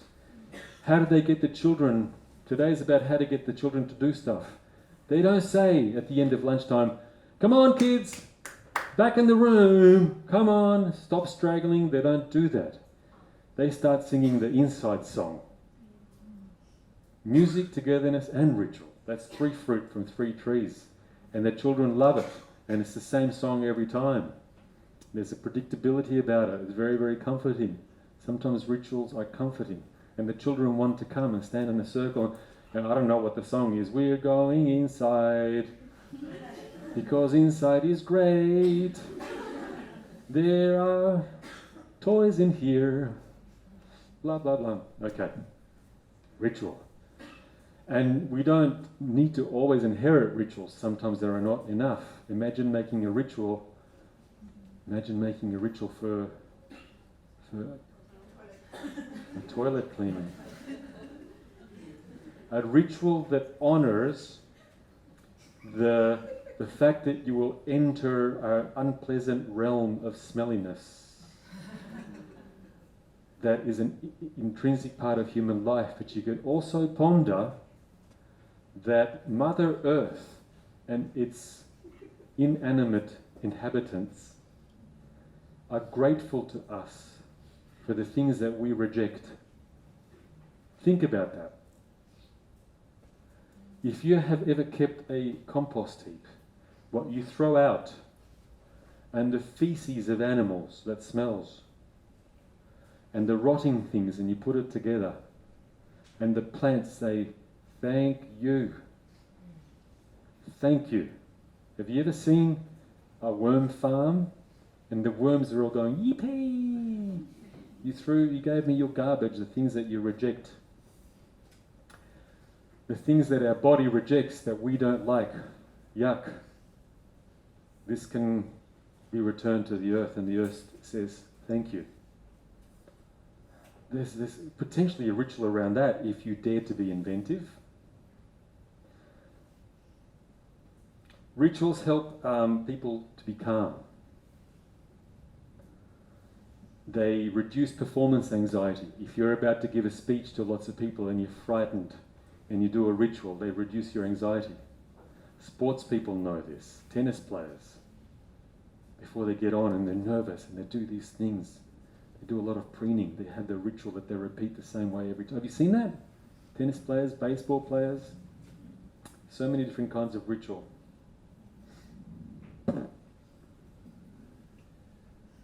So a ritual for cleaning up, a ritual for a song for coming to the table. I have friends who write songs to families. We don't have enough songs in Australia, family songs, lullabies, so they write songs for, there's a sweeping song, so that the mum and dad can get together with the kiddies and do their sweeping song. And they don't say, let's do the chore. They say, let's do our sweeping song. And they sweep the dirt. And they do it together, and it's a little bit of a dance. Why can't more of life be like a dance? And now this is a really interesting one, the game theory of life. Can we make what we would otherwise call the chore, how can we make it into a game? And now I want you to think that you've already thought of how to make things into a game. But you haven't shared your games with enough people, because your games would help other families. And when they share their games, you get more ideas. The more ideas, the better. I realised when it was time to try to convince my little daughter to help by getting dressed and prepared to go to school, it never helped me to say, get dressed to go to school. Why? Because school will help you when you grow up. Dad, I told you already, the future does not exist. I am 7 years old. And I should have known better. But what did help is to remember to remember the part of me that's childlike, that enjoys playing. Instead of making everything into a drudgery, I might say something like this: I bet I can get dressed faster than you. That's one game. What do you think happened when I said that? I came second. I won. Right? I won something else. I didn't win, she won. Do you understand that? I love these groups because there are 100 minds and 100 brains. Someone always says, how do you get the children to clean up? How do you get to clean up their toys? We do it together. A very excited mother once stood up and said, hey, I have an idea. This works for me at home. I don't say to my children, let's clean up to make the place clean. It occurred to me something else. My child is little, lives in the imagination. I wasn't even speaking my child's language. So I said, it's bedtime. Your toys are tired. Where do they sleep? Can you see that? Where do they sleep? And then suddenly there's enthusiasm, all of the enthusiasm you could hope for. And the little boy said, Thomas the Tank Engine sleeps in that drawer. Well, show me. Let's do that together. Clean room. No Lego injuries in the foot. What games have you already used to turn a chore into a game? Yes, Cam. How did you turn that into a game? Same like you, he's a mouse. I'm a very hungry, feed me, he said. Very good. Thank you. Do you like that one? Keep that one in your back pocket. It will help you one day. So you'll have more fun doing everything. Thanks, Cam. Someone else? Did someone else have it? At the back? I use some puppets to get them to do what they need to do. Puppets. Tell me, how? You know, instead of me telling them Yeah? what to do, because my son tends to tell me that whenever he hears my voice, he gets agitated. So I'm like, okay, if you want to hear my voice, you can hear the little rabbit's voice. Like he accepts the rabbit Yeah. better than my voice. So whenever I try to get him to practice violin or do homework, and he doesn't listen to me, then I use the rabbit instead of me. And your boy will practice the violin for the rabbit. Yeah, because it's not me. It's not me telling him to practice. Look, that's okay. I want you to know that most mothers find that their children get tired of the mother's voice. Most find that. And more so than the dad. And probably because dad is not, they don't hear the voice as often. But that happens a lot. We like your voice. Thank you. That's a really amazing. See, what I love about that is you just broke all of the norms and you invented your own thing. That's the magic of human creativity. You invented your own. Oof, you made a game. Brilliant. And your child is playing like mad for the rabbit. He needed a new audience. He got tired of playing for you. He needed a new audience. A new gig. Brilliant. Remember that one. Does anyone have like how do I get my, what are you struggling to get your child to do? Let's see if we can all help. Let's use the crowd brain, crowdsource. Somebody said earlier, oh my God, how do I get my child to get off of the iPad? Too much screen time. That was you down the back. Yeah. I'm going to turn that question around. How do we get your daughter? Boy. Son. How do we get your son interested in something outside of the... Well, I'll make a little disclaimer. Maybe there are very good reasons why he loves the screen. And maybe computers are very important for him. But even so, he needs some time away from the screen. And you know that. So that, how can we get your son, how old is he? 9. How can we get, and I want all of us to help with your ideas, how can we get your 9-year-old son interested in something not the screen more often, so he might forget the screen sometimes because he's excited about this other thing. So to broaden the repertoire, let's all think about that. What ideas come to your mind? Check out his other interest. Ask for his other interests without making it a discussion about you have a problem with the screen. It's like, what else do you like? What else have you been into lately? That can help. Well, you know, I like looking at soccer on the screen. Well, do you want to play soccer in the park a little bit more? I can help to set that up. When you're playing soccer, you can't work a screen at the same time because those are two. We're thinking of activities that are incompatible with screen use to drown out the screen time a little bit or a lot. What else can you be interested in? We do have to, that's the first thing to do, that's a good instinct. To investigate what else might he be more interested in. To spread the load. You're thinking too. What else does he like?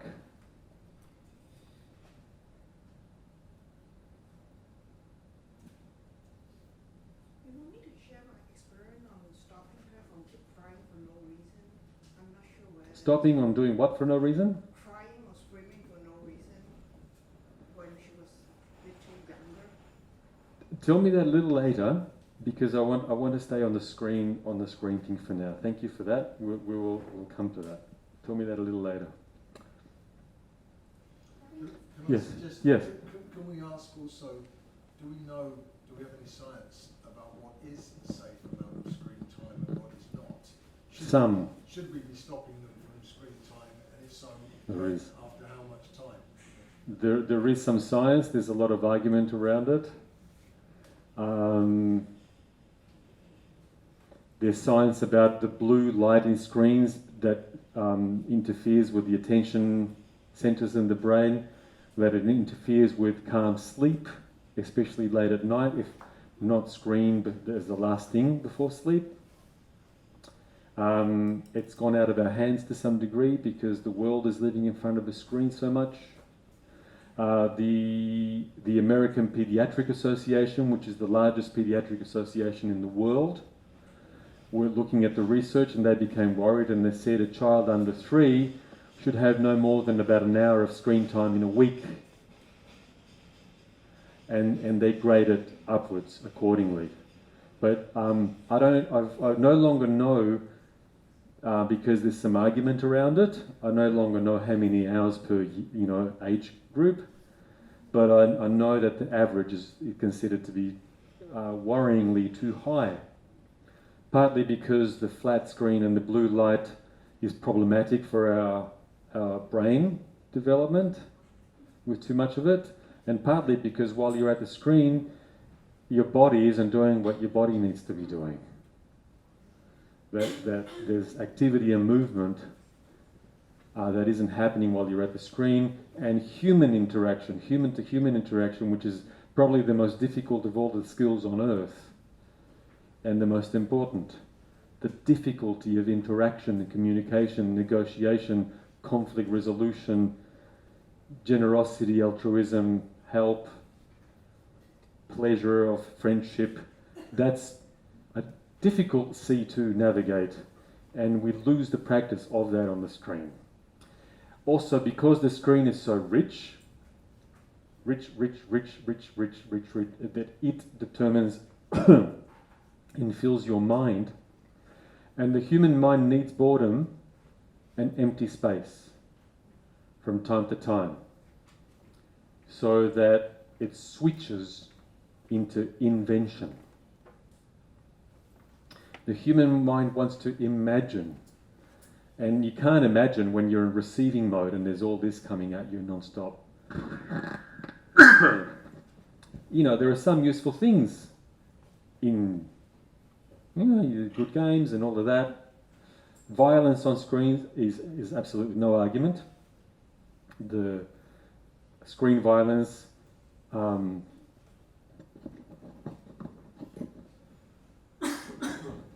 me. On-screen violence does have an impact on desensitizing us to the violence of the world. It makes us It reduces our normal reaction against violence. We lose the horror that we should feel. So there are some very tragic implications with that. On-screen violence, no argument, it's bad for us. But that's not the only problem that there are around screens. So to supplement screen time, I understand your concern that you want your child to do some interaction and some time in nature. And I would say, without getting into a resistance warfare with him, rather than saying, stop your screen, which will make him want to take refuge in the screen, it's a more positive thing. Let's go and paddle a boat. Let's go, or if he likes that, let's go on an adventure in nature. An exciting, difficult one where we're climbing rocks. Let's go rock climbing. Let's go with other children. Let's go playing paintball. Do you have that here? I'm brainstorming right now. This is how you brainstorm. You say every idea, even if the ideas that sound silly, you can throw them out later. Because when you start brainstorming and you don't censor anything, you say all of your ideas, you come up with thousands of ideas. You throw out most of them and you find gold in there. Invite him to exciting activities that are incompatible with screen time.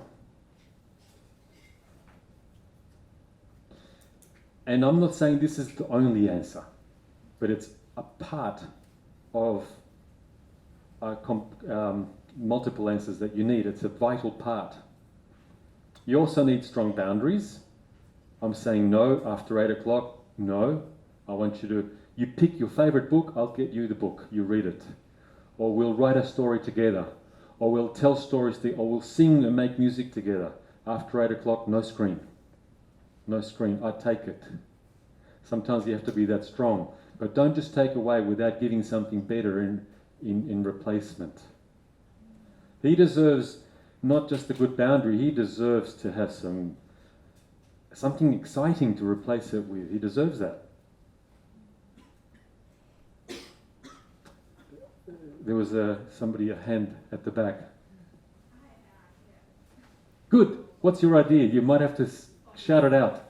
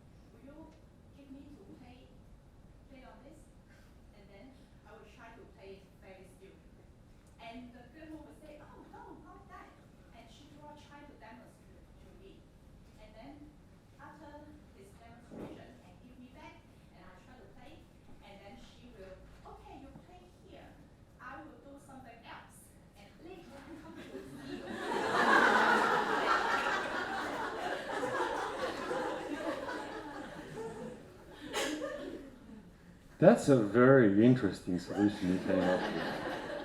That's a really, I'm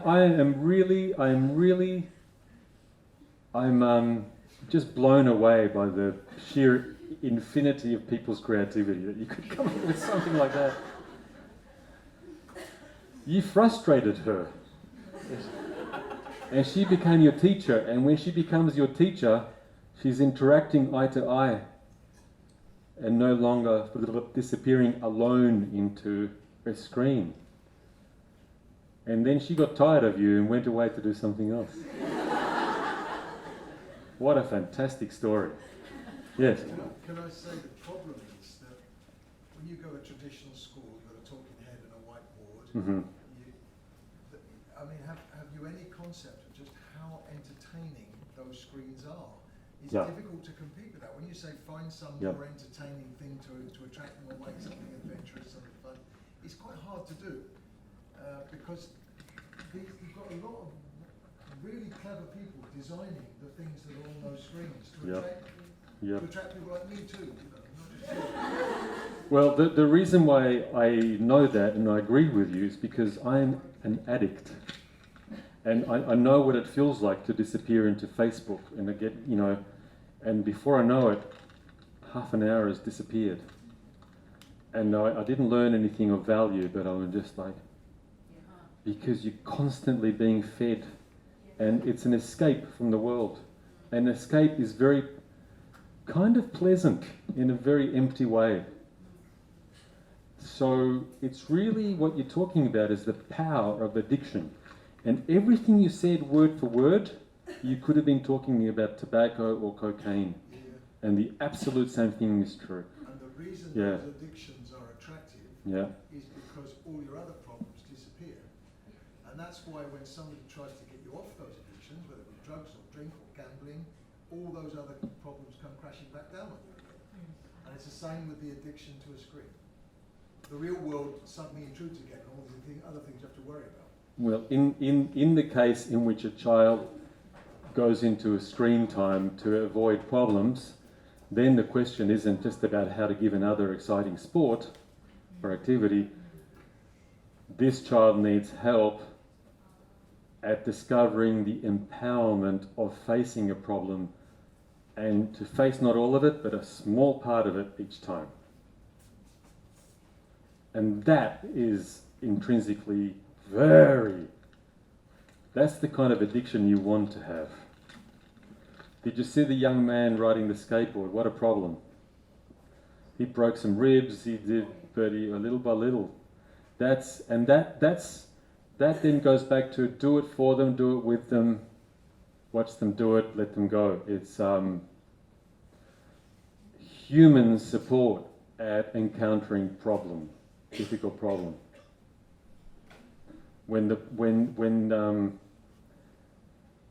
And you would say that's a hard thing to do.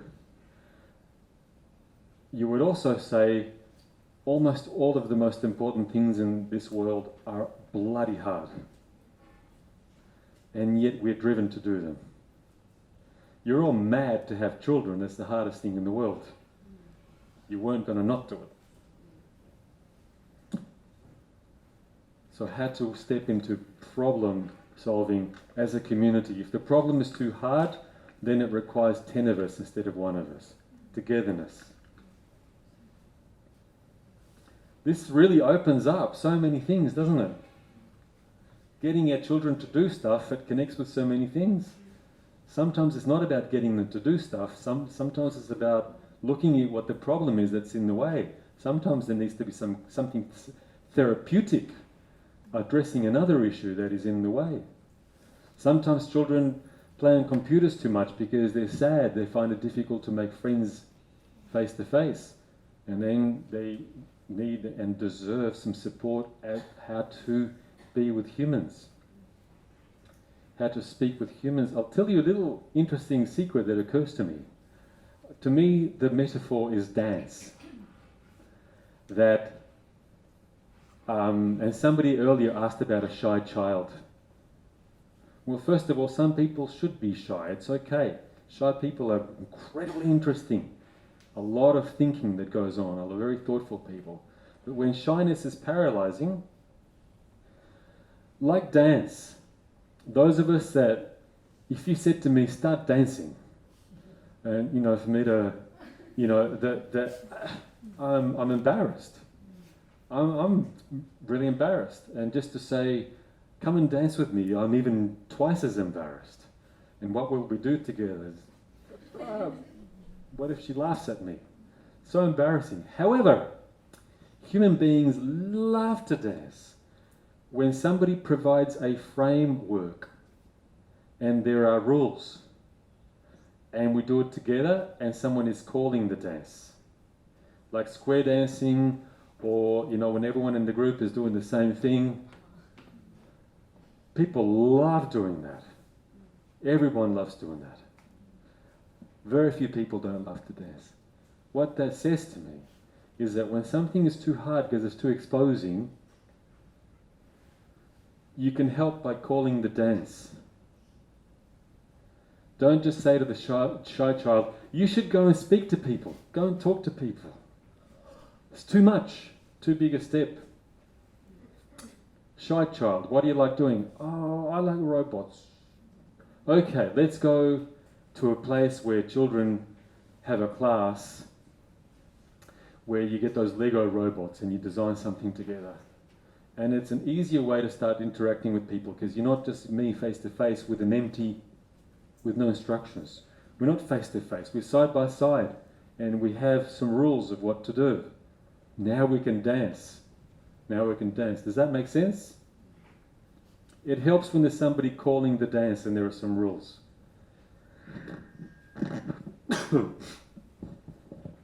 Okay. What was the last one? Oh, this is a really interesting one. My last, pick a fruit from the tree, and this is the last one. Pick a fruit from the tree of meditation. You know how I said earlier, and you guys really agreed, you related to what I was saying. I said that boredom can feel like torture. Things that are too simple and repetitive When you're forced to do something simple and repetitive over and over and over again, and there's no new stimulation, it's a kind of psychological torture. If somebody forced you to sit in a windowless room for day after day, doing nothing but walking up and down, you'd go, there's the risk that you might go insane. Working in a factory, doing the same thing all day without a change, that can drive people crazy. Oh, but wait a minute. Wait a minute. Put your hand up if you have ever tried mantra meditation. With a mantra. Yeah? What do you do in mantra meditation? There's a phrase, and you repeat it around, and you repeat it, and you repeat it, the same one, repeat, the same one, around and around and around. And you go through layers of boredom sometimes, and frustration sometimes, but also there's a sense of dropping down into a very deep, powerful, tranquil place where you start to feel almost blissful sometimes and connected with the whole world. Every traditional culture, we know this about ourselves, every traditional culture invented something repetitive. A repetitive song, a chant. Something that repeats.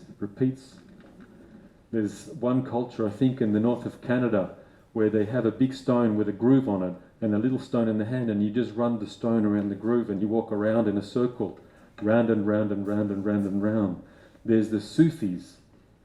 It's a sect, it's an offshoot of the Muslim world. The Sufis are the whirling dervishes of Turkey. And they just twirl and twirl and twirl and twirl and twirl and twirl and twirl.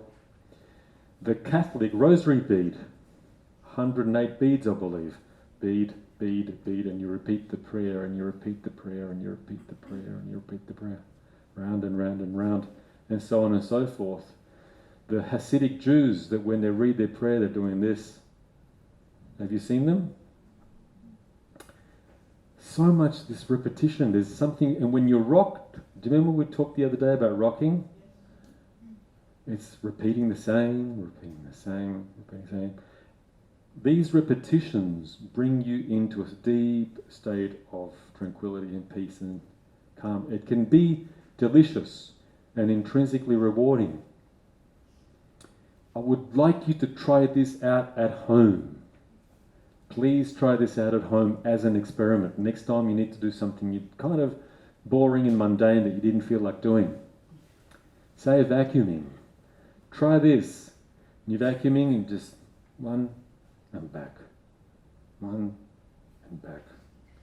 One and back. One and back. One and back. One and back. Do you get that? Turn that into a meditation. Most activities have the potential to be used as a spiritual practice. Whatever you think that spiritual means. Whatever that means for you. Almost everything, I think, we can turn around from something that we don't love doing into something that we love doing. Togetherness, to music, with a song, as a game, as a meditation. Try it out. When you have ideas of a new game, share it with your friends. Or ask friends to share theirs with you. Have a repertoire, a big repertoire of games. The game theory of life. As a last thing, I want to mention something that I think is really, really special. Flow. The state of flow. And I want to recommend a book. It's called Flow. And it's written by a psychologist from the Czech Republic with an impossible name. His name is Mihaly Csikszentmihalyi. You try and spell it. I'll write it up for you. Flow. I really recommend it. There's a Chinese version. There's a Chinese version? Thank you. Thank you. That's exciting. Flow. A state of flow. Have you ever noticed when you're doing an activity that you naturally really, really love, that these things happen? You get absorbed. You get so absorbed in the activity that you disappear. You're no longer aware of yourself. You just get lost in the activity.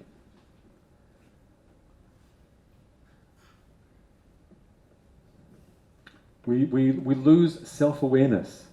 There's just the doing. It's very peaceful. And the state of flow, we can't decide to do it. It kind of happens to you when you set up the conditions for it. It's usually something that you love to do that comes naturally to you. People knitting. Here's another thing, knitting. Think of knitting. Men love knitting. Grandmothers love knitting. It's repeat, repeat, repeat, repeat, repeat, repeat, repeat, repeat. Why do people love it? It's a meditation. And you go into a state of flow.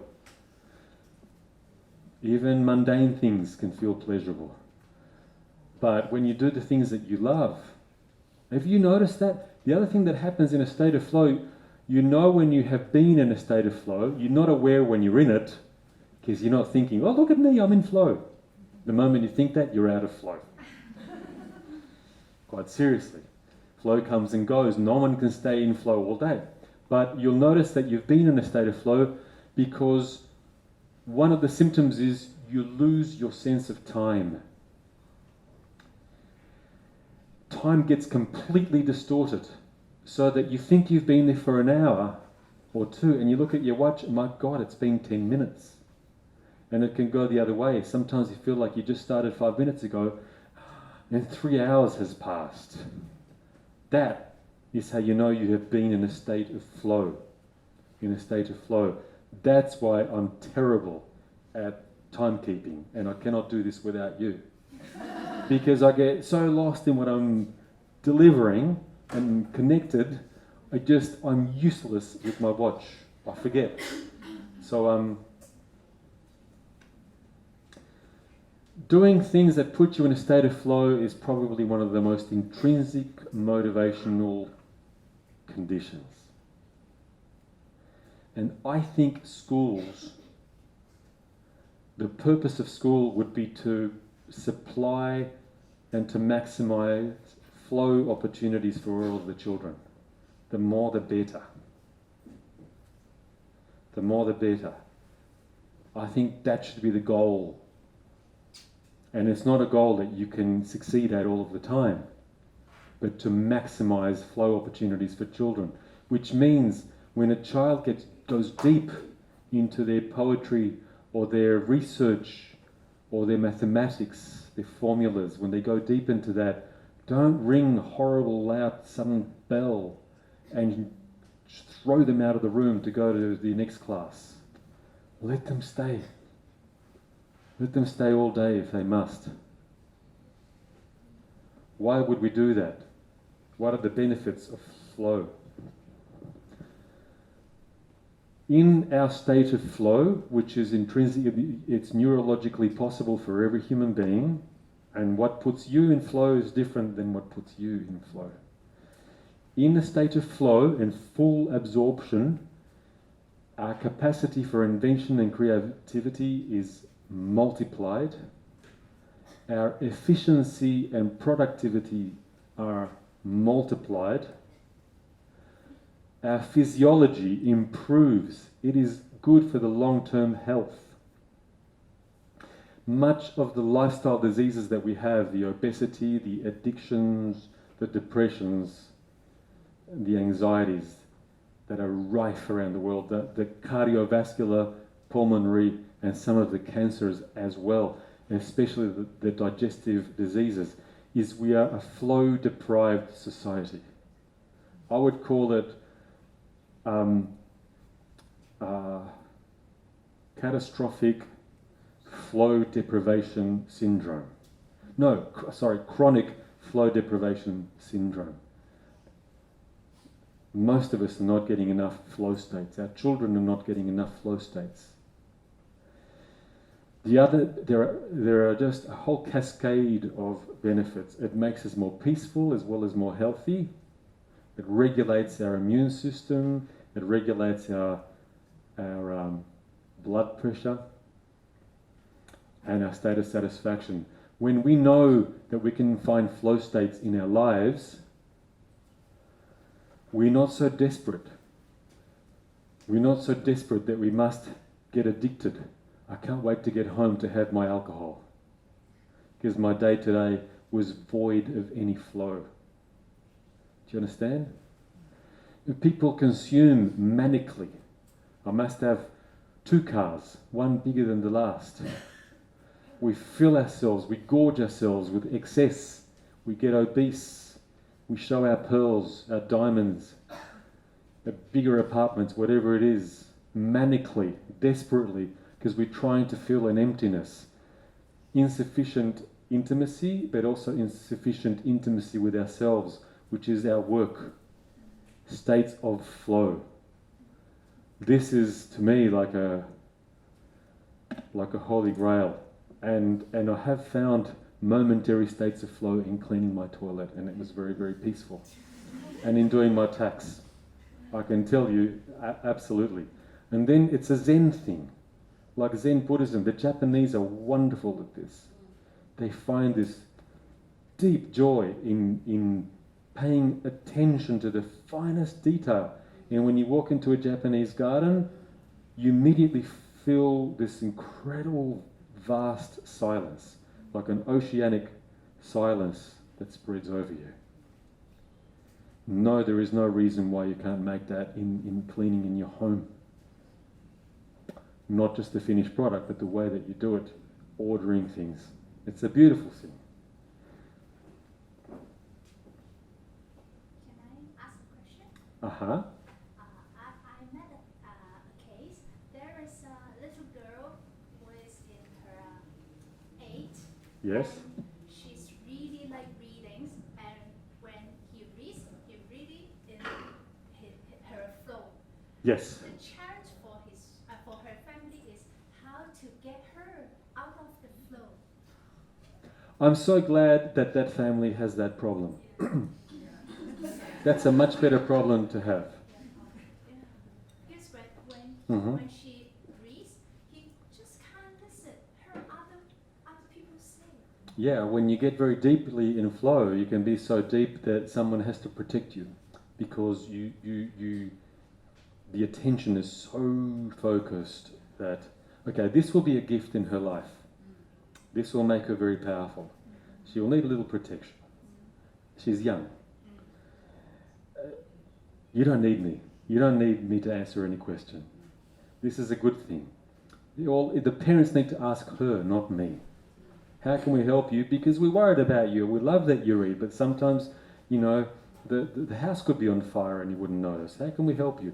How can we call you from your flow without shocking or disturbing you? And let her tell you.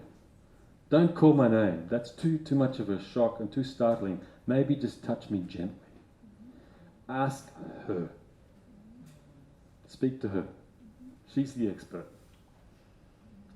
I want to say one final thing, and then I want to have a couple of questions from you, so I'll take your question just after this last thing. Something I want to share with you, I've given it the name vocational healing. Vocational healing. I'm very excited about this. Little story. I once, in my work as a psychologist, a young man who was about 33 years old came to see me, really troubled young man. He was really worried about himself. He had been very violent towards his wife. He frightened his children. His anger and capacity for violence was out of control. Dangerous. scary. I asked him to tell me his story, and he said that when he was a young man, he was a delinquent. He got into trouble with the police often for running with gangs, being in gang wars, stealing cars. He was caught for stealing cars and selling drugs. And he had tattoos, and he was a very powerfully built young man, very muscular. And we had to do lots of work. You know, he did come from a very broken home. Of course he did, with very, very insufficient attention from his parents. Very little holding. He'd been angry his whole life, but mature enough to realise I can't keep living like this. I'm a danger to my own family, and I need some help. And but how did he even get to the point from being in juvenile jail to being married and being a homeowner and a father and a very, very, very good worker in a position of responsibility? Something accidentally happened in his life. He would wag school, truancy, because he didn't like it. There was nothing there for him. He hated it. He was always in conflict with his teachers. So he would wander about alone. One day, when he was about 15 or 16, he was wandering alone on one of Sydney's many harbour beaches with many boats. And he was just bored, and he was kicking a can down the road, and he saw an older man who was fixing a boat. This is another boat story. I've just realised not all of my stories are boat stories. But there was this... Do you know, I know that you know what I'm about to say next. And he said to the old man, "What are you doing?" "Well, I'm painting my boat and fixing the rust." And they got talking, and the old man showed him, and and the old man sensed that this was a troubled young soul, and he kind of took him in. And every day the young man went to the beach, and the man allowed him to work on the boat together. Then they went sailing together. It taught him about sailing, or it might have been a motorboat. I cannot remember. And he learned a lot. He started to fall in love with being on the water, being on the harbour. He felt at home on the water. He did not feel at home on land. At the time that he had come to see me at 33 years of age, he was the captain of a working barge with a crew of several men. That every night he worked on Sydney Harbour on a working boat. I don't really understand those things. I'm not sure what they did, but he was in charge of a team. And he said every day, without fail, not because of the honour, but because of the enjoyment and the love of my work. I don't need honour. I love what I do, and I know I contribute well. Every day he went to work with joy in his heart. He loved it. And I think if it wasn't by this accident that happened where he got this opportunity and he discovered a vocation that would have otherwise never seen the light of day. It saved his life. It may have saved other people's lives with it. Other people that he didn't kill. He still needed therapy. He still needed a lot of work, but this vocation, even for somebody with no attachment in early childhood, no boundaries, and a lot of violence, and an alcoholic mother, and a father who was never there, who was a politician. Even without all of that, finding his vocation, finding where his flow states will be in his life, and that somebody will pay him and give him a living for this because he's contributing, he's giving to society, feeling good about the giving. They've saved his life. I call this vocational healing. You can take broken people. If you help them to find what they love, they are going to be okay. There may be scars and wounds, but they will be okay. The net result is they will be okay. And planet will be grateful for their existence. Vocational healing. So that's what we need to do. I think that's what schools need to do for our children. Find those flow states, because they will be okay. Then you don't have to get children to do things. They want to do things. They want to give when they find who they are. Okay? So I would like to take 2 questions with the time that we have. Feedback. I did promise, didn't I? Can I please have 5 more minutes? Can I have 5 more minutes? And if somebody really has a train to catch, then you know, I understand. Please feel free to go. It's not rude. I'm rude. I went over time. Feedback, the importance of feedback. I'll try to keep it brief. All of us want to know that we have an impact. We want to see that we've had an impact. And parents mostly think, because this is the old way to go, is that when your children do something helpful and caring and considerate, you must give them something to make sure that it happens again. Often it's in the shape of approval. Good boy. Good girl. And quite often that feels sticky and manipulative and patronizing, and sometimes children won't like that. And okay, there's nothing wrong with that. But what's missing when I say, good boy, you're such a good boy, you're a very good girl, you're so helpful, you're very nice. All of those things that we do to put on the butter and the honey on the child, we're not showing them us. We're not showing them ourselves. We're not opening up our heart and letting them see our us. That's what is the nourishment. That's what's rewarding.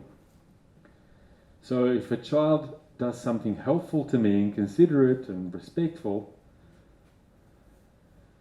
there's something that initially is more difficult for me to say, but I prefer to say it instead of good boy, good girl, aren't you wonderful, aren't you wonderful? I prefer to say something else. How that felt to me. So what's wrong with thank you? Thank you, I appreciate. That what you did was really helpful to me. Instead of praise, to say how you feel. This is a revolution. When you see your child doing something fantastic, they run the race and they run with so much vigor. Instead of saying, wow, you're the best athlete I've ever seen, aren't you fantastic and wonderful? It's much better than the praise to say how you felt.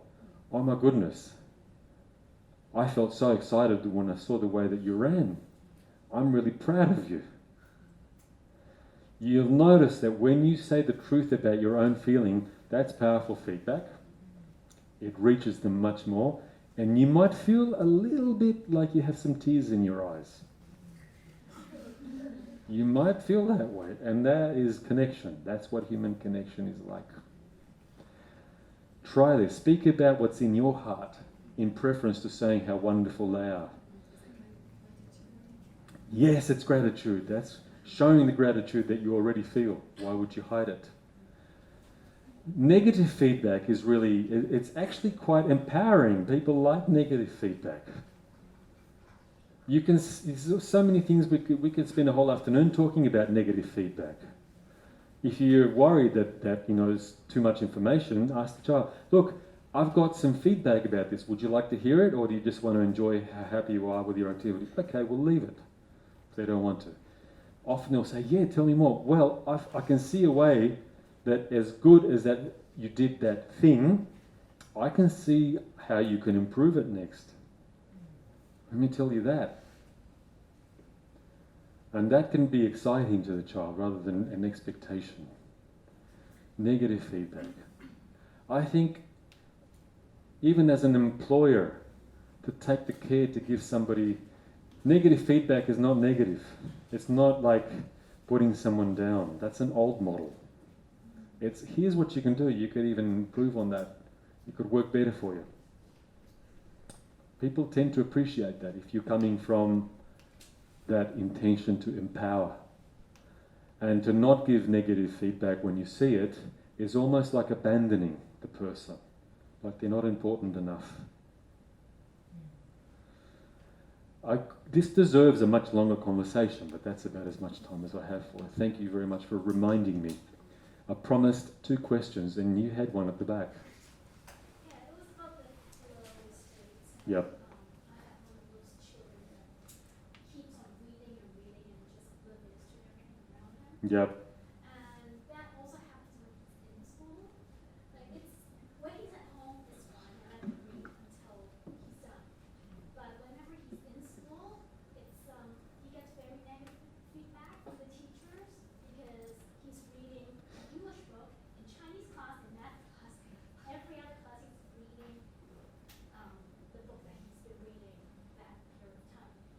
And then I get calls from teachers saying he's reading, he's supposed to concentrate in class. And the feedback that I get is that he's having concentration problem. Yes, have you noticed how the child is the problem? No, he just got concentration problem. Like I want to tell the teachers that like he finds the lessons boring, but he can't say that. So I'm just wondering, I really wish sometimes that teachers would have the humility and the self-assurance to ask the following question. I wonder what it is about my class that is simply not interesting enough to you. I wonder what it is about me that I'm not interesting enough to you. I wish they had the humility and the self-assurance to ask that question. And if you're not interested in how I'm doing it, there are 2 options. I can either try to change it so that you will be more interested, or we can just love one another and say, you don't need to be here. You actually don't want my class. We'll be both happier if you're not here, and go to that person's class where they're doing what you love. You have a problem, and I think it's the school. However, since there's a reality to adapt to, how old is your son? 10. Ask him. Don't ask me. Ask him. Let him know, unless you can take him to another school where they let him learn according to his own, okay? If you can't, that's your reality. Ask him. First let him know, we understand why you love to read all day. That's not a bad thing. You will see in 15 years' time why that's his gift. It's not the gift you wanted, but it's his gift. He needs to love that gift. And it's a wonderful surprise that is awaiting you about how that will unfold. We don't know, but it's his power. This is superpower. So, son, because we can't take you from that school to somewhere else, we understand this is important to you. The reality doesn't allow that right now. How do you need to be communicated to so that you can put that aside? And what do you need so that you can put your book aside for later and listen to the Chinese class? What would help you to do that? You ask him, you bring him that question so he can take responsibility. If he doesn't know the answer, ask him to think about it. At least then he knows that you really, really care.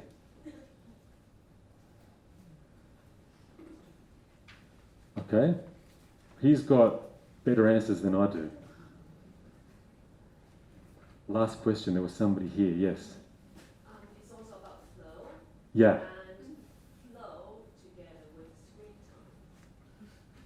time. If it's watching TV, because watching TV is really passive, you are fed with what is coming up. But what if the child is playing a game that is challenging? He wants to go from one stage to the other, until he got satisfied. Would you call that flow?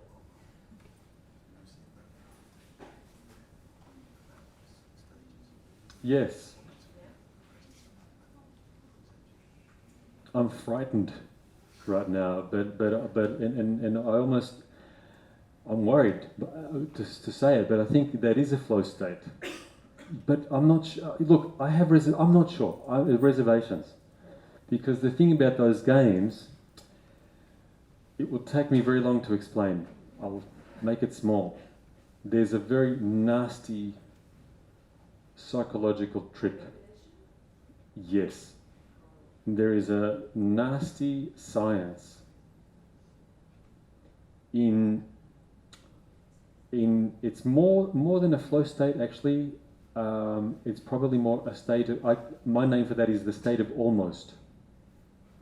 The state of almost. You're constantly in a state of almost there. That is profoundly addictive.